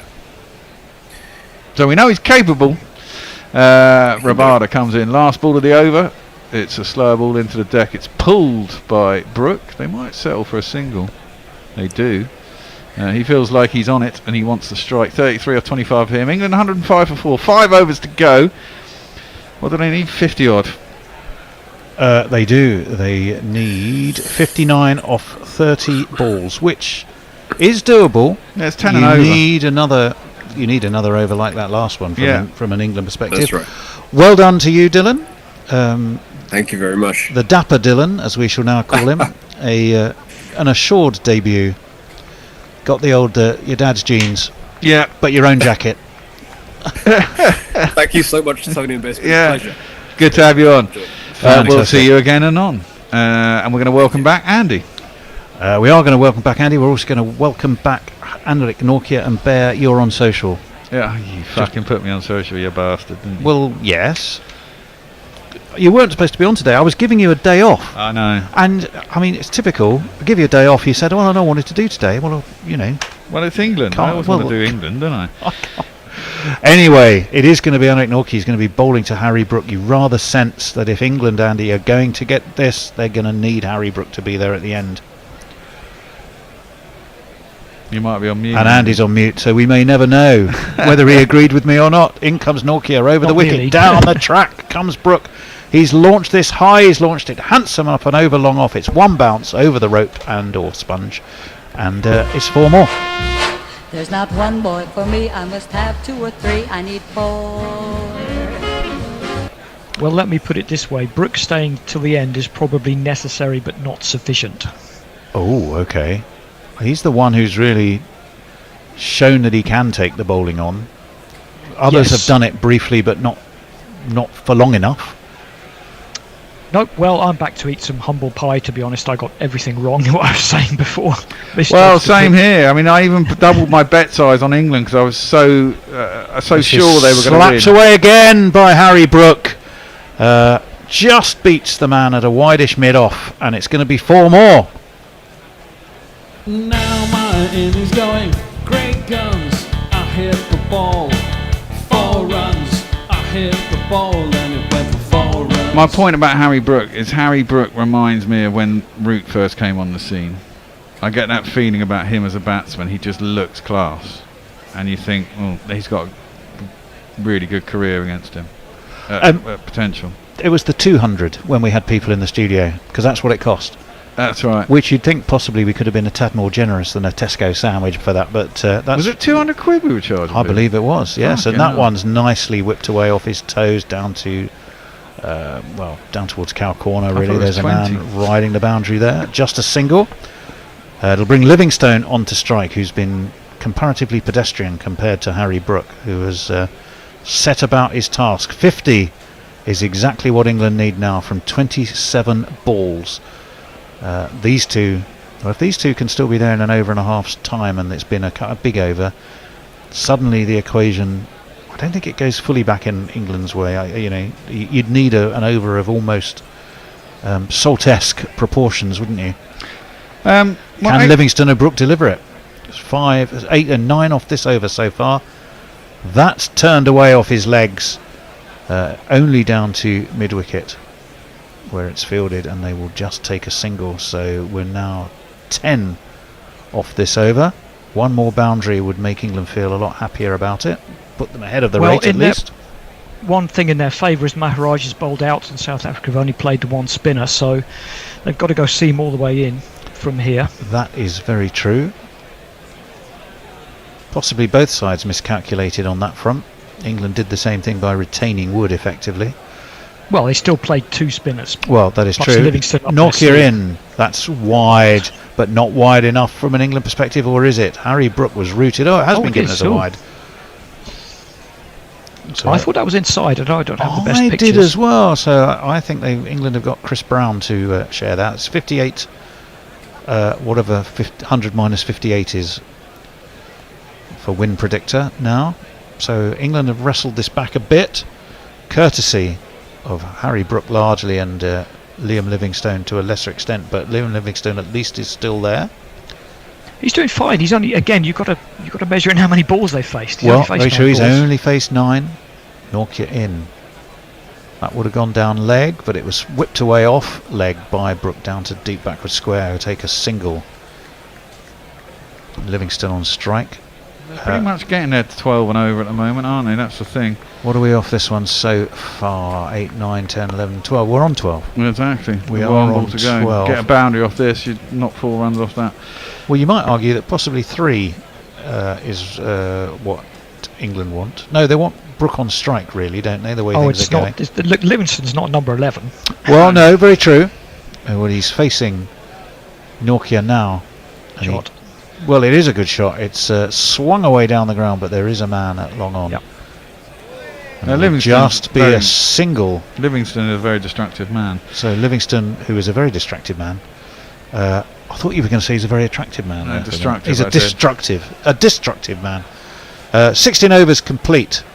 118 for 4, 46 from 24 balls. I got it under 2 and over. Right, Adrian Lotus, can we do a monthly donation through Patreon for the plat? Well, yes. I mean, we're going to rejig the patrons. I mean, we'll give the same benefits away that they get currently, but I mean, we are now going to aim our fundraising and our patronage to the fact that it's fair enough. Leah says we'll just solicit donations to the studio and go fully remote. It's not as good remote, to be honest, Leah. It's much better to be in a studio with people. That's the whole point of it. Plus, you would still need someone in a studio to run it. I mean, I can't do this from my house. It wouldn't work, Leah. I can't be in my house and do this what I have to do. So it would never work. As we all know, I've got 3 kids and a wife, and if I was doing this all day when they all wanted to run around the house, I don't think they'd allow me. And so we need a space that we can do it. And the space is I've subsidised Gorilla with this flat for 10 years. Wham, bam, pow, kapow, holy cow. It's Bartman for his 3rd over. 1 for 6. He's been fantastic so far. Just 3 and over has been. He's been very tough to get away as Bartman. He's bowling to Livingston. It's a full toss. It's wide of off stump, and it's beaten Stubbs, who is down there on that deep cover boundary as he dived in. He turned, he got up, looked round, and you literally could read his lips as he went, "Where is it?" Well, it's gone past you, mate, and it was 4 runs. Did it go for 4 or 6? Yeah. I think they're changing. Someone in the crowd giving it the 6 signal there. Oh, They're still possibly. checking it. It will be the flattest 6 you'll ever see in your life, and I think it may be actually. No, just short of that green sponge. That's a green sponge bear. The one next to it is blue. Yeah, I know that. Same as I know that my top is a kind of greeny colour, not a brown. What? No, not this one. The one that we were arguing about over Christmas. Bartman again to Livingston. He's launched this one as well. Has he launched it far enough? Yes, he has. That has gone all the way over the cover boundary. And oh no, it hasn't gone all the way. My eyes are completely rubbish. I've joined the Joel Wilson Appreciation Club, and it only went for 4, but still 8 off 2. 4 on the floor, and 1 more 4 than the 4 before. That's what 4's are for, to get funky on the dance floor. He's trying to bowl a Yorker. It's come through above knee high. It's all very well bowling 2 overs for 6. Early on when people are trying to hit you, it can be a different. Well, this is the thing. I think at the end of the game, I mean, my thoughts are that pace is more likely to go. Livingston needs in the gym. Both of those were like 6 inches short of a 6. And he mishit both of them. What's Bartman got this time? It's a full toss. It's launched by Livingston. 6. Only just over the man at backward square. It has gone all the way. You got to take risks when you got a big chase on, and England are doing that. 32 or 21. They are. He's just served up 2 full toss, 3 full tosses. Yeah. Nowhere near Yorkers. And I don't think Livingston's really got a hold of all of them either. I mean, that was only just clearing the fielder. Who was it down there? A bit of a. This is the over that England need already. They got 3 balls. Bartman will surely pull it back and try to bowl short or dig. You're gonna have to ride your luck. Yeah, but now he might have gone a bit in the head, isn't it? Might go. Livingston should be expecting the short ball. Let's have a look. I would have thought so. Faint heart and fair maids and all that. Mm-hmm. 32 from 21 with 6 wickets in hand. Suddenly that doesn't seem quite so desperate. In comes Bartman. It's full again. It's pulled away again. There is, though, a man down on the deep mid-wicket boundary. It's Klassen. They'll come back for 2. He's not hitting these balls cleanly. It was Aidan Mockram, the captain. So 30 from 20. What are you doing? Well, I was getting out your way. Oh, that's, I think, a replay, isn't it? Yes, remarkable bowling. It's 4 full tosses, at least knee high. None of them are even close. It's a pressure situation. Pressure situations. Yeah. He's only got played a handful of games. Odd reactions. That one did pitch and it slapped. It was more cross-batted slap, but it's actually ended up going down to long off. They'll take another single. 29 off 19. We have 1 ball left of this 17th over, and we're zooming in to see Joss Butler behind his sunglasses trying to look absolutely cool. I don't think that's how he's feeling inside, Andy, do you? Well, he's a pretty cool customer. I think it's good body language for a captain, rather, to look calm, in this situation, in any kind of pressure situation. He's from Oudtshoorn in Western Cape. Is Bartman. That's another full toss. It's been launched up and over a short set mid-on.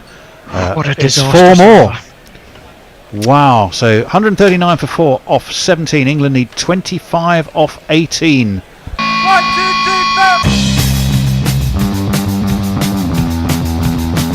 4. And has he got one more over?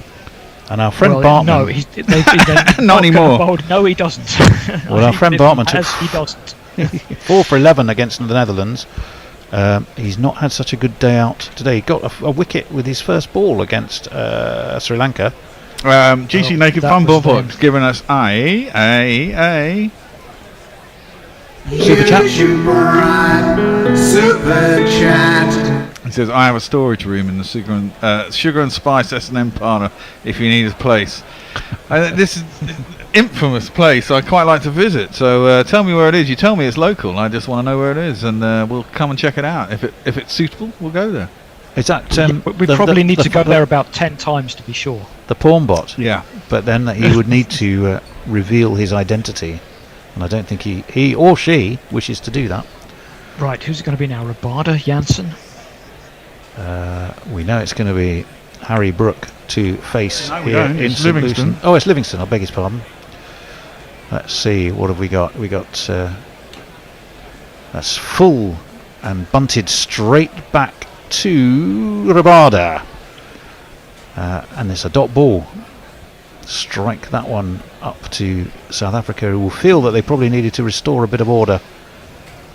And Rabada has done that. He's not the easiest player to tonk with alacrity, is he? No, it's another full toss though, wasn't it? Yep. 139 for 4. Oh, Dale Steyn. Rabada in. That's a full toss. That's whipped away. Surely that's whipped all the way. He's taken. He's taken on the mid-wicket boundary. Oh, man. And that, finally, the full toss tactic has worked. But it means England have lost Livingston. He's gone for 33. It's a wicket for Rabada, so he started dot ball wicket. That's a huge response from South Africa. This game's not done. It's absolutely on a knife edge. On a knife edge, and well, that's the way we want it. I won't look back. 'Cause by the time that I do, you'll be gone. Hitting into the wind that time. Maybe they're hitting into the wind, because that looked like it gone all the way, didn't it? And there's that celebration from Rabada again. We saw it earlier when he took his first wicket. We're absolutely seeing it there. Boy, he lives and breathes it, doesn't he? He doesn't wear his heart on his. He doesn't keep himself in check, as it were, when he celebrates. That was a pretty good innings by Livingston, I have to say. It was good. Yeah, England were almost out of this game when he came in. 33 off 17. Yeah, that's 2 a ball. I know they've fed him a few full tosses for sure, but he's put them all away except that last one. Now, Ickle Sammy Curran. It is Sam Curran, who has a little jingle that goes like this. Is he a batter or bowler? Sam Curran. What's his distinguishing feature? Sam Curran. His natural to Broadway. Sam Curran. And his beloved by Liz Yates. Sam Curran. England are going to need one more good over, I think. Well, he's 2 for 28 here. He got 3 wickets against the USA, did Rabada. 2 for 21 against Sri Lanka, but again, you caveat that with the New York effect, don't you? Wicketless against the Netherlands. He's having a good day out, is Rabada. Can he get the vital win for South Africa. They would qualify if they win. England would have to beat the USA. Quite. No, well, definitely not, or not definitely. No, not with 2 wins. No. Well, no, exactly, because they're two wins, and England. It's going to be quite a tight victory here as well. And their net run rate isn't that great, right? Well, that is true. So West Indies beat South Africa. In comes Rabada over the wicket. That's whipped away off his legs by Sammy Curran. Should go for 2. Should get 2. It's down to Klassen, who's at square leg. Maybe he puts in the throw to his fellow wicketkeeper, Quentin de Kock. Maybe wanted Brook on strike. Well, there must have been. How many balls have we had of this over? 3 so far. Okay, then you probably do want Harry Brook on strike. Yeah, so South Africa could win. And this is the point Andy was making earlier. South Africa could win this, but it could come down to how well you beat the USA in this group. And South Africa didn't beat them very well. No, they didn't. So if they then now lose to the West Indies, who didn't do too well against us. This one is pulled by Brook down towards deep mid wicket. He's only going to get 1 for it though. It's a spongy. Well, less than 24 off 2. I think they'd be happy with that, with 5 wickets in hand as a shot. Yeah, but they don't really have any batsmen left. Archer's going to be next. Well, Archer's not much of a batsman. He needs a lucky 6 or 2. He can do that. Archer at 7, is he really?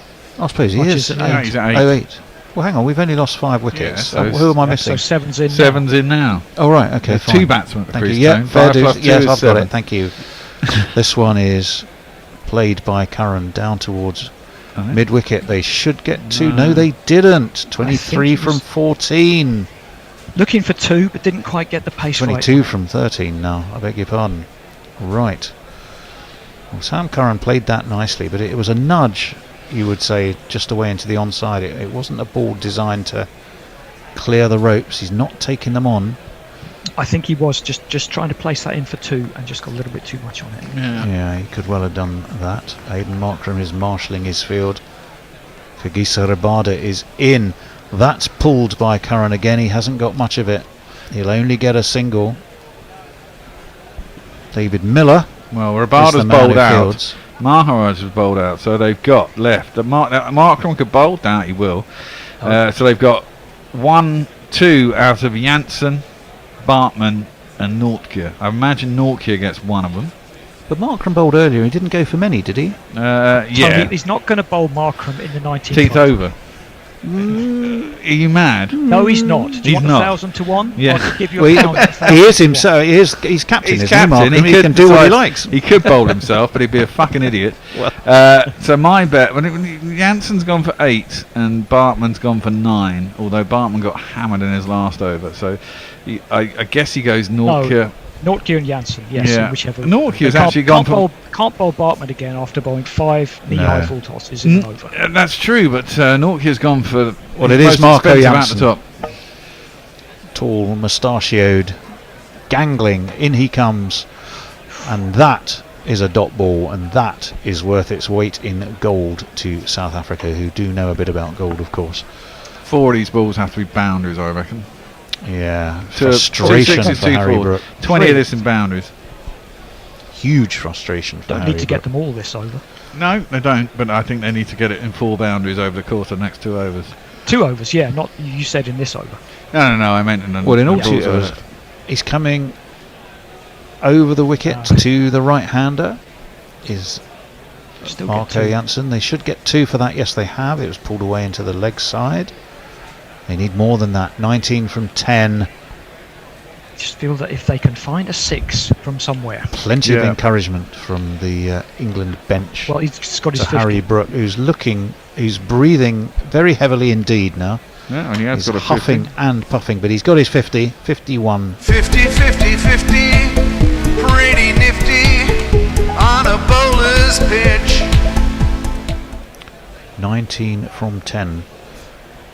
One of these 2 teams in their T20 history against each other will take the lead here today because they're currently tied on 12 all. In comes the left arm, Janssen. There's a swing and a miss from Harry Brook. They have to take a single, and they do. So it's a bye. Tried to flip it over the keeper's head. It's not a bad option if you get hold of it, is it? Piece of bowling, he followed him, yeah. He did follow him very well. Now Joss Butler's looking a little bit more, thoughtful. Exactly. This wouldn't be the worst loss in the world, would it? I mean, if they lose by 8 runs in the full 20 overs, it's not really going to damage the net run rate, in which case... And it looked like it was going to be a lot worse than that at one point. I mean, they lose this narrowly, they beat the USA, they should be fine.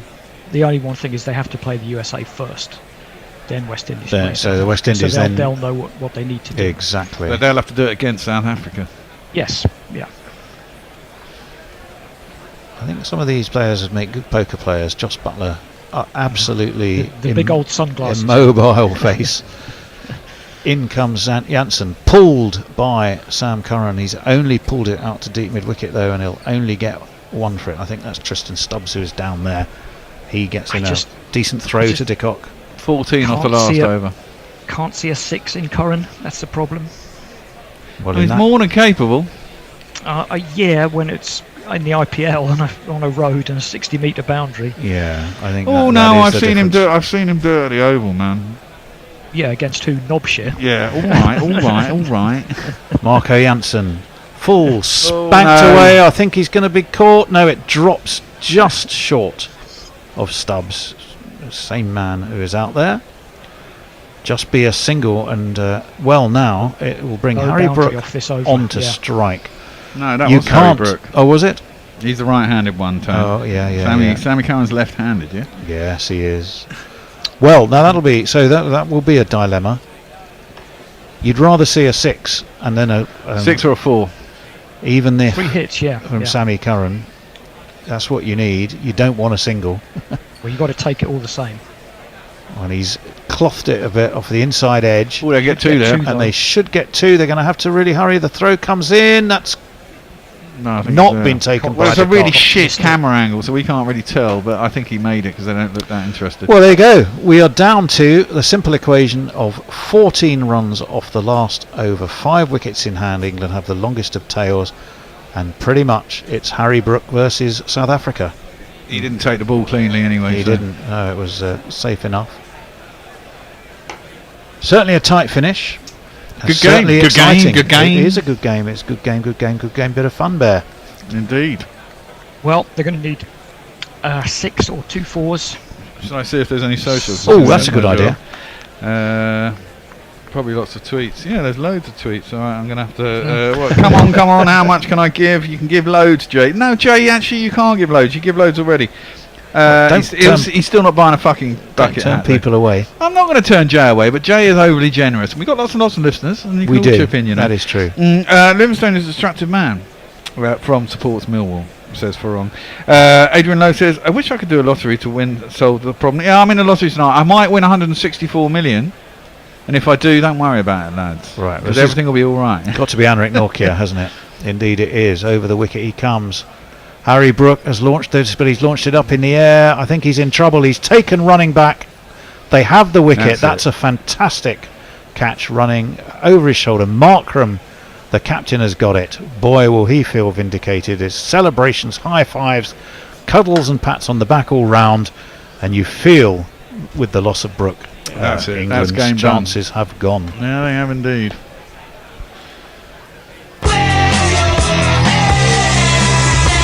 It was a bit slow, wasn't it? Yeah, I think he was trying to whip it into the leg side. It might have been a little bit slower, and he threw a shot a bit early, so he sort of pushed his arm out. Yeah, and it went straight. That's a shame. It's not done yet. It isn't done yet. But it's not change of ends. They didn't cross. You can't do that shit no more. I'd personally. Oh well, no, Jofra actually is a long handle merchant, and then it's got to be Jofra. It's got to be Jofra, and then only can be Jofra. Jofra and then Wood, surely. I don't know. If anyone's got the cojones to come in and just go for it, Mark Wood would. Mark would, but Archer will as not well. Edward Woodward, but Mark would. I mean, Archer can give it some long handle, and this is perfectly set up for him. 5 balls left, just swing the bat. But here's Jofra. But Norkia's a canny bowler, though. Yeah, he is such a canny bowler. And at this pace, with 5 balls left, well, yeah, maybe. Let's give him a jingle for the man coming in anyway. He will break your helmet, break your heart. Hotter than lava, cooler than Bogart. In your face, at your stumps, on your toes. on your man. Joffre.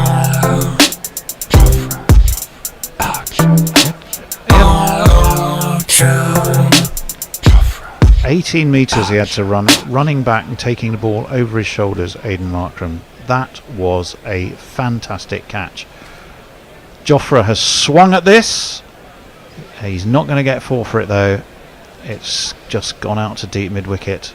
It'll bring Sam Curran back onto strike. England need 13 from 4.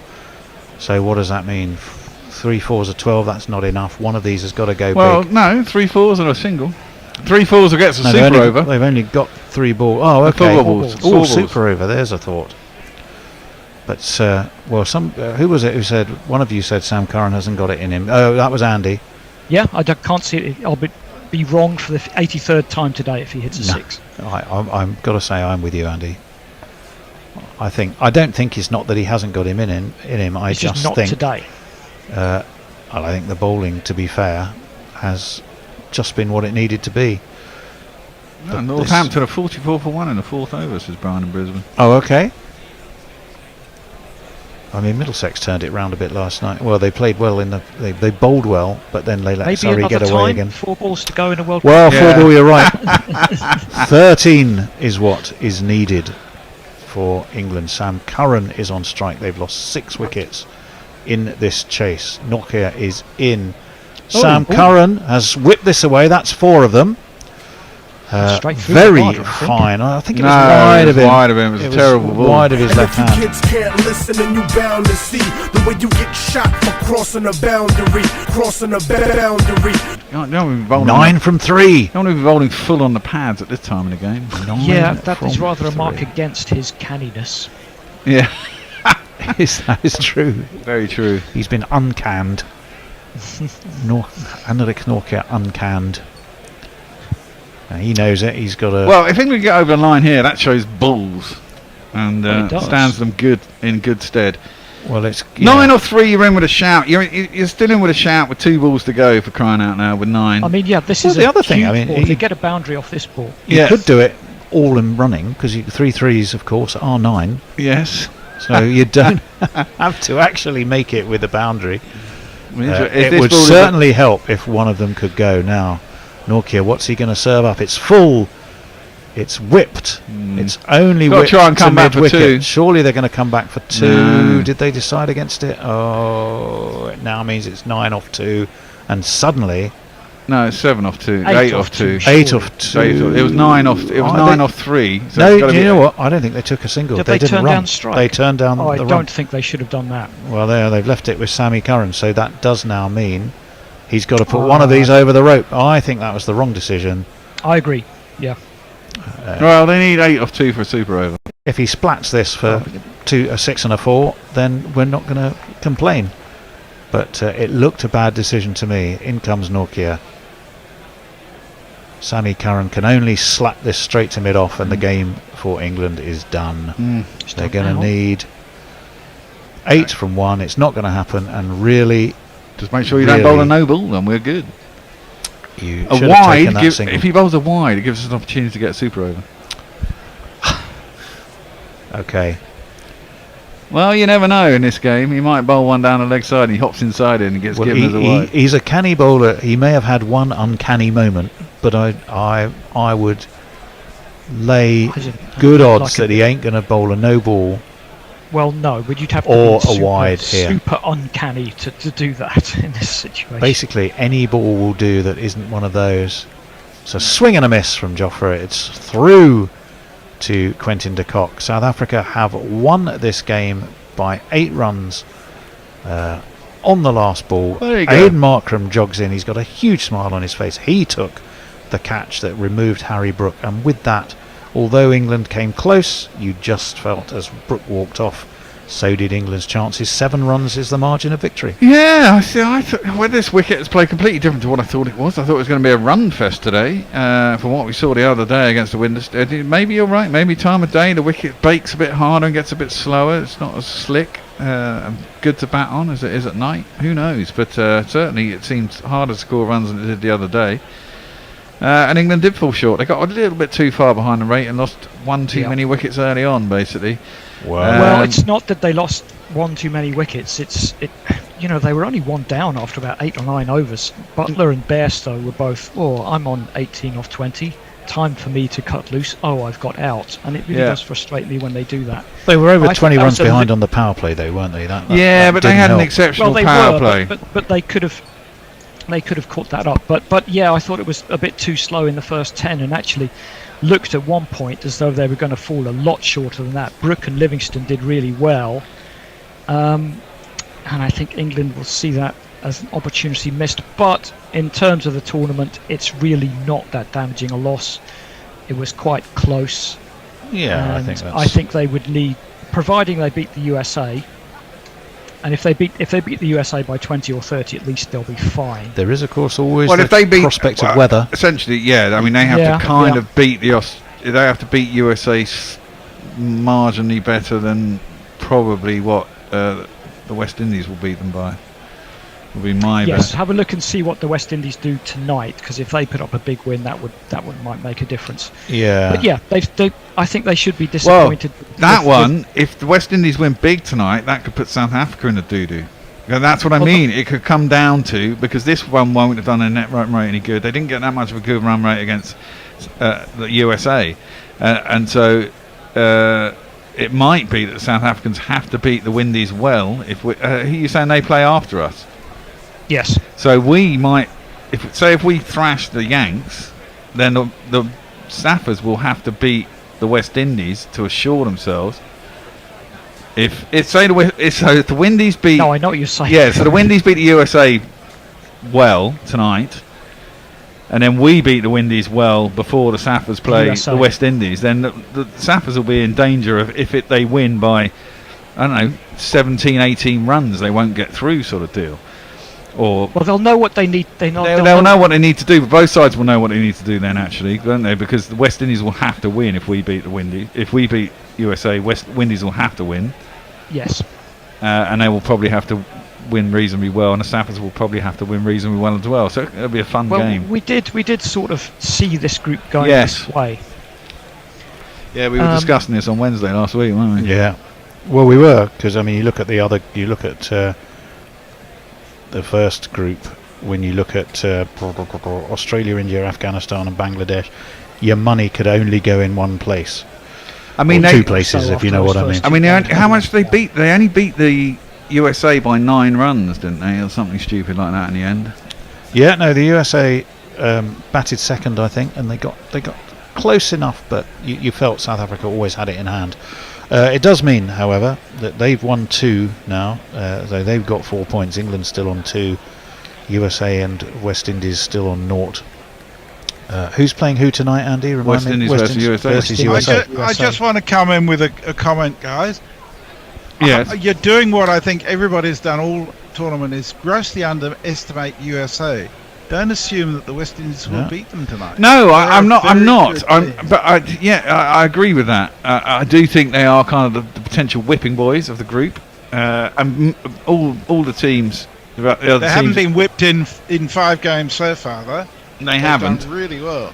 I would imagine. I'd be surprised if Quentin de Kock isn't man of the match, because that 65 was the standout. That's match-winning innings. David Miller's 43 off 28. Helped, because there wasn't a lot else in that South African scorecard. 163 for 6. We did think that was all below par. 3 wickets for Jofra, although he did he went 1 over for 20. His other 3 also went for 20. It shows how bad the 20 was. 1 for 20 for Adil Rashid, 1 for 25 for Moeen Ali. England's chase, the only real partnership was Brooke 53 and Livingston 33.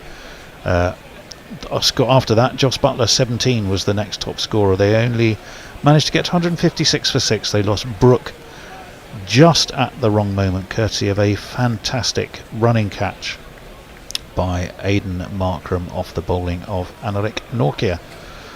Do we have any final messages, Bear? Lots. Brian says, how the hell did England lose that? Check the betting offices. I just think we all thought the pitch was better than it was, because we'd seen the previous 2 games, and as I was just saying, maybe at night it becomes a little bit slicker and easier to bat on. Maybe it's a bit sticky in the height of day, it gets baked, maybe it gets a bit slower and a bit more pace-off helps. I don't know. Have a lovely weekend. We'll be in here, ENH says. I won't be in tomorrow, but I'm in on Sunday. Brian in Brisbane says, how? No, that was that. Carl Whidden says, doomed. England lose again to a top nation. Karen playing for his average. Doom. No, it was a close game. I'd rather lose now than the semi and the final. Who knows? ENH agree. US have firepower. They do. But you kind of think they haven't fucked up yet. They're going to fuck up at some point. Maybe. Who knows? They've certainly got the potential to. And if the wheels do come off and they don't win against the West Indies, they might be downhearted against us and it might be an easier game. Who knows? Cricket in Espanol says, Butler does a better job than Southgate in football. Defending champions, although shouldn't matter, but still, Gary Lineker certainly would praise his performance better, indeed.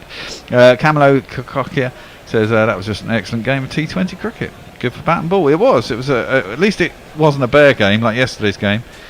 I'm going to have to run, but I will be with you tomorrow, and along with first-rate crew. I'm not on tomorrow. I finally get a day off. I could have had a day off today, to be honest. But England were playing, so I didn't really want to.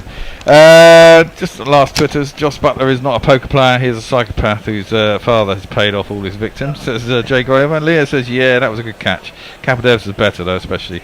As Brooke is knows to Viv. Jay says, I spent a night in the cells on Tuesday. Common assault, criminal damage. What? All charges dropped. It really smelled. I don't really want to know that, Jay. Frong says, thanks all, cheers, and thank you to all who have been listening on the YouTubes and on the Twitters and on the radio and everywhere else. Thank you. As you see, as we roll on through the summer, we're going to have to move. I've got to sell the flat. I've been subsidising Gorilla for 10 years, and it's got to pay for itself. So we're going to have to find a studio, and we reckon we probably need to cover all the bills about £1,500 a month. So we need to kind of double our Patreon, ideally, because we do need it to be. It's all well and good having the super chats, and we love you, and we're never going to turn them away, and you carry on doing it, peeps. But we kind of need to know what our revenue is per month, and Patreon allows us to do that, which allows us to make longer term plans. Probably going to have to sign a 2-year lease on a commercial property. So, peeps, if you want to keep us going, you know what's got to happen. Patreon.com/Gorilla Cricket. We love you all.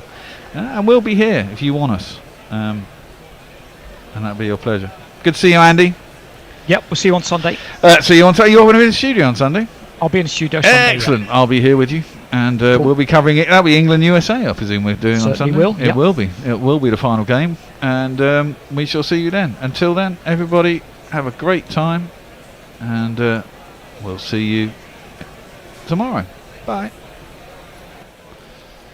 Guerrilla cricket. Whoa. Guerrilla cricket. Whoa.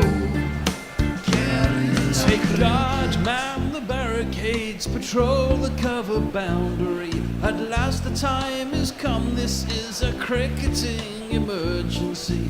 Hear this call to arms for every cricket revolutionary. Take up your bats and stumps for the test match insurgency. At first they tried to silence us, but we would not be silenced. They threatened us with lies, so we threatened them with violence. Che Guevara, Sangakkara, Joseph Stalin, Douglas Jardine, Robespierre, Darrell Hare, Vladimir Lenin, O'Brien Kevin.